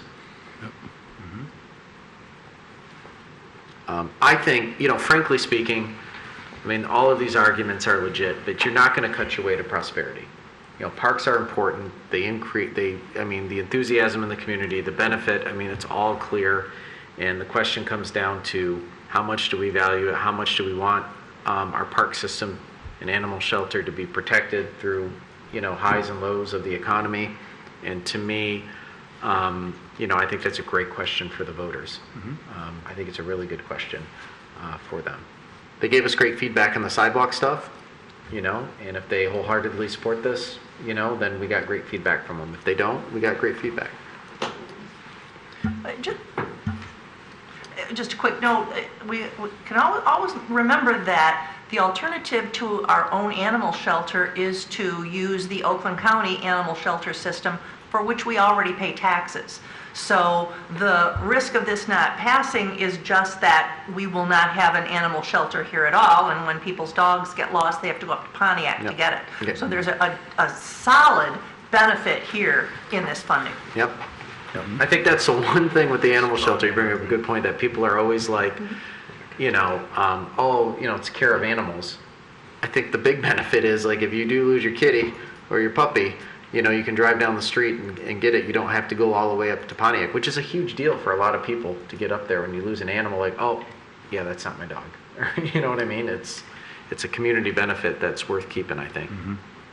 Now, if we want to partner with the county at some point or something like that, this doesn't go away. There's still, funding apparatus here.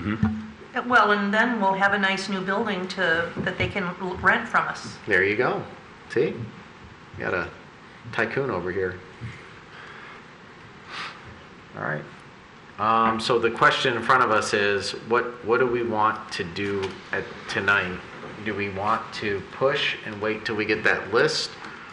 Do we want to move forward with a condition of the list, or, okay, Commissioner Prush? I think we just need to get the process started and then fill in the blanks as we go forward. Got it. So I will move approval of the resolution to put this on the ballot in November. Got a motion by Commissioner Prush. Is there a, Second. Get under the table, but I need to make a comment. Is there a second? Second by Commissioner DeBuck. Okay. I saw two fast hands from our city attorney. I just wanted to let everyone know here that what you're approving is not to actually place it on the ballot. It's approving to continue the process, because I would still need to give this language to the AG's office for their preliminary review.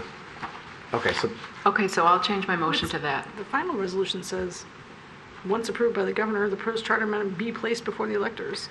That if you look at the process, the first is for me to get preliminary review from the AG's office, then come back here for your final approval, and then once approved, it gets submitted to the AG's office. Oh, I got you now. Or, the governor and the AG's office. So like what Commissioner Prush said, keep the ball moving in the right direction to get it on the ballot. Yes, sir.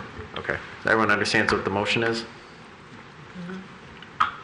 All right. Sorry. We're going to have to make a small wording change because we added forestry. On the third page of the staff memorandum, it goes through all the wording changes, and it's in bold.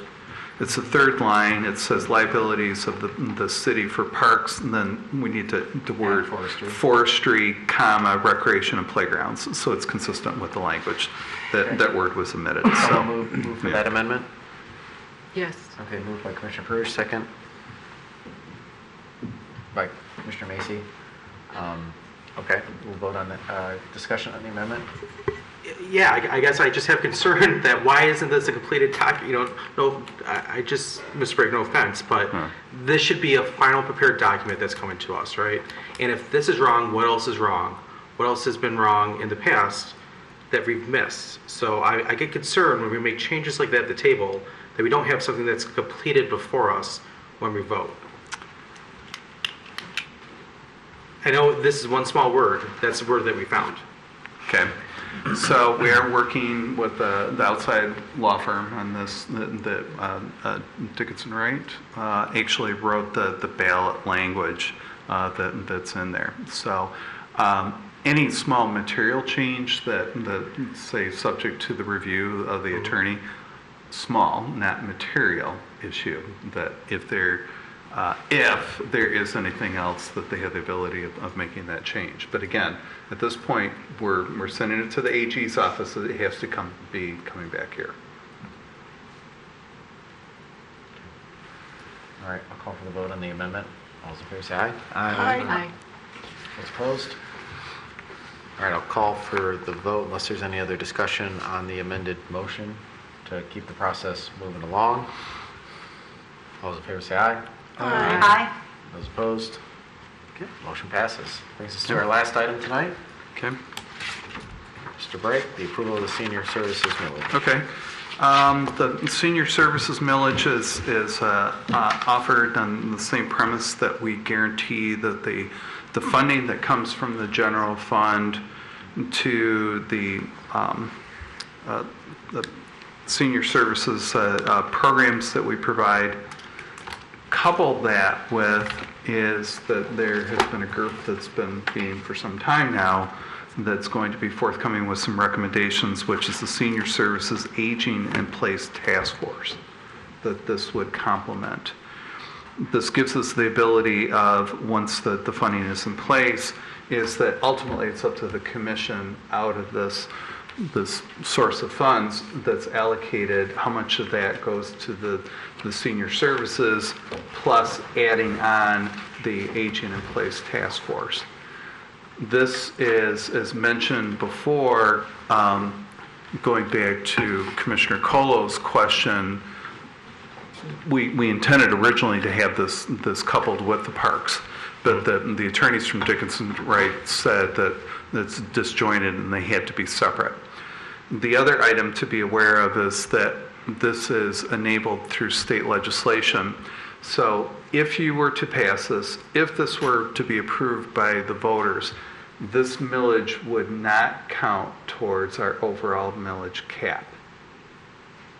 So that's an important distinction, that the state enabling legislation, when you tally up all of the millage rates, the aggregate cannot exceed this amount. So this would be excluded from that. So, and this, you can ask the voter of any amount. It could go up to a full mill, but for our sake, as what we're recommending is 0.2 of a mill. As a small amount to guarantee that the continued funding for the senior center, and then also the forthcoming recommendations that'll be coming from the Senior Services Aging in Place. And Ms. Susan Barkman is here to answer any questions that she is the staff liaison to that task force group and have been working many months very diligently coming up with. And of course, Commissioner Douglas is also the liaison that's on that commission and can give you background information. But kind of going back to the speaker that spoke earlier tonight, really what is the value for the community, and that it brings about a quality of services that do not currently exist. And so through this robust task force is coming up with some ideas that we will want to implement sooner than later, is what I'm advocating to you this evening. So with that, if there's any individual questions of the task force or even the senior center, since Aaron Filipski is here, that supervises that operation as well. So. Questions? Commissioner Newbuck. I think same question, right? Just what are the specifics we can name? Is there anything top line? So expanded services or programs at the senior center, upgrades to the facility, and enactment of the Aging Place Task Force recommendations. But can we give that any depth, like any specifics? Do we have anything at hand? Do you have to cover the facility part? Yeah, I mean, there's always the sort of scramble that we do to maintain facility. I mean, there's a bit of that, and even modest improvements, we can manage those, but it is a strain on the general fund. There's a lot of transfer from general fund to support that operation. So here again, as Manager Bray had indicated earlier, that would just relieve some of that, and then ensure our ability and our comfort level with trying new programs and just having that breathing. So to kind of build on that with the aging in place plan, so process-wise, this plan is operating very similar in the creation of it to the Sustainability and Climate Action Plan. So we're using these working groups, they're creating recommendations. My sense is that we're getting pretty close to end of that recommendations process. They're going to meet later this month to just double check everybody's work and finalize their group plans. My anticipation is by probably the end of July into August, we would have at least a table. We're not going to have this beautiful plan that's laid out like the Sustainability and Climate Action Plan, but we'd at least have a table that we'd be able to share. And then as we work through thinking about the months ahead, we're aiming to have something for approval for you guys probably in December, January-ish. So as you get towards the election, more and more of our public comment would be available and happening then too. So similarly to the SCAP plan, we're planning a lot of public comment time as well. And so all of those things would help feed into the plan. Looking at some of the different recommendations that they are interested in pursuing, there's a number of things that are even expanding our current services. We've heard from our seniors, they're frustrated with our transportation services. Not that they're not great, but they only go till 3 o'clock in the afternoon. So, that kind of limits you a little bit. There's some other services and just helping them to navigate services and 2 different services that we can help bridge those gaps and things like that. So I think that, do I have that for you tonight is the answer? No. Will we get there? Yes. Absolutely, we will get there. And by the time we get into those conversations, we'll be able to have, I think, some really good materials to help in the public comment process, which will probably spill over into the election side too. Great. Commissioner Douglas and Commissioner Macy. Yeah, there will be no shortage of beneficial, needed programs identified in this process. Our work groups are assembling their drafts next week, and by September, as I say, we will have a list of many more things that people have said they need and that are essential, that we can look to, that will certainly cost more than $622,000 a year. We're looking at housing repairs and maintenance. Just the difficulty of finding contractors or service providers who can do those sorts of things. You got to have money to pay for that, and that benefits the whole community, because if our housing stock is kept in good condition and our neighborhoods look good, that helps overall property values, and it helps the people who are trying to age in place, which we know that people want to do. That's a high priority. Transportation, Ms. Barkman recommended that as well. Right now we have bus service Monday through Friday from 9:30 a.m. to 3 p.m. If your doctor's appointment runs till 4 o'clock, you're out of luck. That's just a dollars thing. That's something we're doing now that is a service that people have over and over said that they would value having expanded. There are communications programs. There are people in this community who are isolated, who don't have any access to technology at all.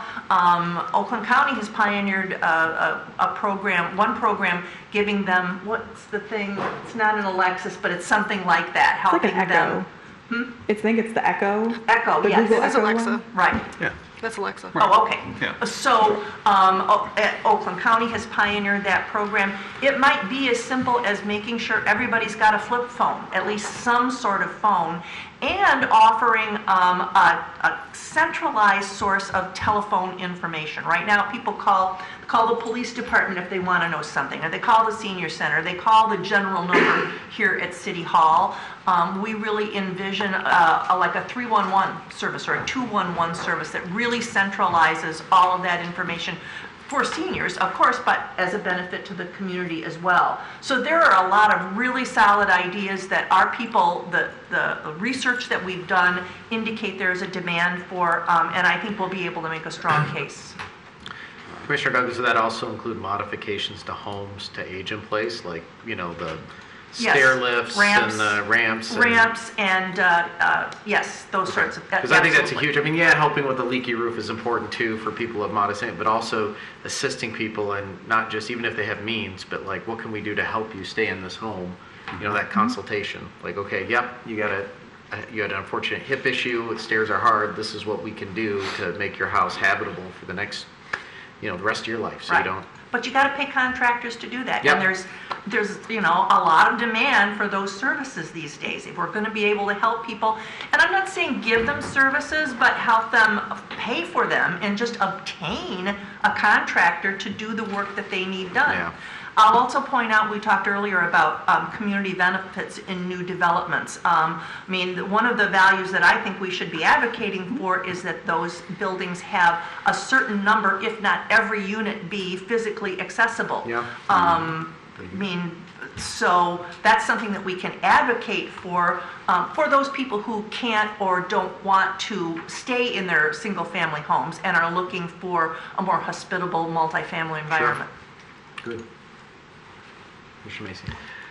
Yeah, so Commissioner Douglas just said several of the things that I was going to say too in terms of ways that we need to spend this money. So I'm just going to add on a couple things to that. So we've been running the senior services, I think, fairly lean. So our senior center director kind of prided herself on that. Our previous senior center director really prided herself on running a lean operation and providing the services we need, like at the level that our residents have come to know. But I think now that there's argument to be made that there's more services that will be needed and there's more seniors coming along. And as Mr. Flipsky said, every time something comes up that's like a big budget item, it doesn't fit in that. So when we had to redo the senior center parking lot, that was an additional thing out of the general fund that we had to do, you know, as an additional expense. And also the CDBG money, which we theoretically could use for seniors because we serve seniors who are not exactly in the population. Like we define seniors as 55 plus and they define it as 62 plus. So we aren't able to use the CDBG funds for the senior center as much as we would like. And for example, one of the things we talked about, which we've now approved to try to get more grants for, is that the walking path around the senior center. But at the time it first came before us, I actually voted no on it because we didn't have, the funding wasn't there. And so having this dedicated funding where we can do more, especially around the facility, you know, if you've been to the senior center recently, which I think I know we all have been, there's some space utilization issues that could be addressed in the future, and we really haven't even taken a look at that because there's no funding to do much work on it. So anyway, I agree. I think there's a lot. I think transit's probably the biggest one, but I think there's a lot that could be done pretty quickly with this money, above and beyond what we've been doing.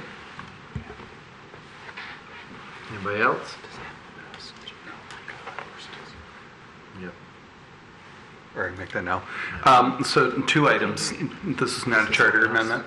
So if you're in favor of this, that you approve it, it's on the ballot. The second item, and this goes back to even the Parks Millage, of introducing a new item. I'm recommending that this is a shorter period of time. 5 years may not sound like a long period of time, but before you know it, we're at the end of it. Whereas what Ms. Donahue is advocating, which makes sense, is it's a natural progression. You go with a 5-year, then a 10, and so on. And at the end of that 5 years, we may determine that this really isn't sufficient amount of money. So I gave you an illustration. What I don't want, the interpretation is that this is to pay for the status quo, because this money can be allocated however you see fit. But this is just my going in proposal saying that we could put that in replacement of the general fund. But I think likely it'll be somewhere in between. That out of the aging in place task force, you'll probably come up with some pretty high priorities that will go through the funds pretty quickly in that regard. So those are just 2 comments that I want to leave you with, that the intent is this will not be coming back. is that you approve this is on the ballot, and that we'll look for more information coming from the task force to help us advocate, and I'm sure there is individuals that will help us, that hopefully we will have a yes committee that can help advocate on our behalf. So, It was a pointed look. yeah. Go ahead. No, go ahead. No, I was going to make a motion, but, Yeah.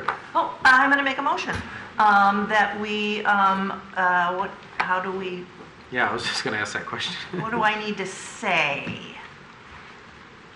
That the city commissioners, the resolution, Is determined the millage necessary, has determined that the millage is necessary, and we approve the ballot. and that we approve the ballot language as below, and we direct the city clerk to promptly submit the resolution of the ballot language to the Oakland County Clerk. So the millage proposal may be presented to the voters at the November 8th election. Yep, got a motion by Commissioner Douglas. Is there a second? Second by Commissioner Prush. Discussion? What you mean tonight? I think we hashed it out. All right. With none, we'll call for the vote. All those in favor say aye. Aye. Those opposed? Motion passes. All right. I think we've completed the agenda tonight, so notwithstanding anything else for the betterment of the people we serve, I'll entertain a motion to adjourn. So moved. A motion by Commissioner Macy. Is there a second? Second by Commissioner Dubak. Any discussion? All right, with none, I'll call for the vote. All those in favor say aye. Aye. Those opposed? Motion passes. Adjourn. I thought we'd be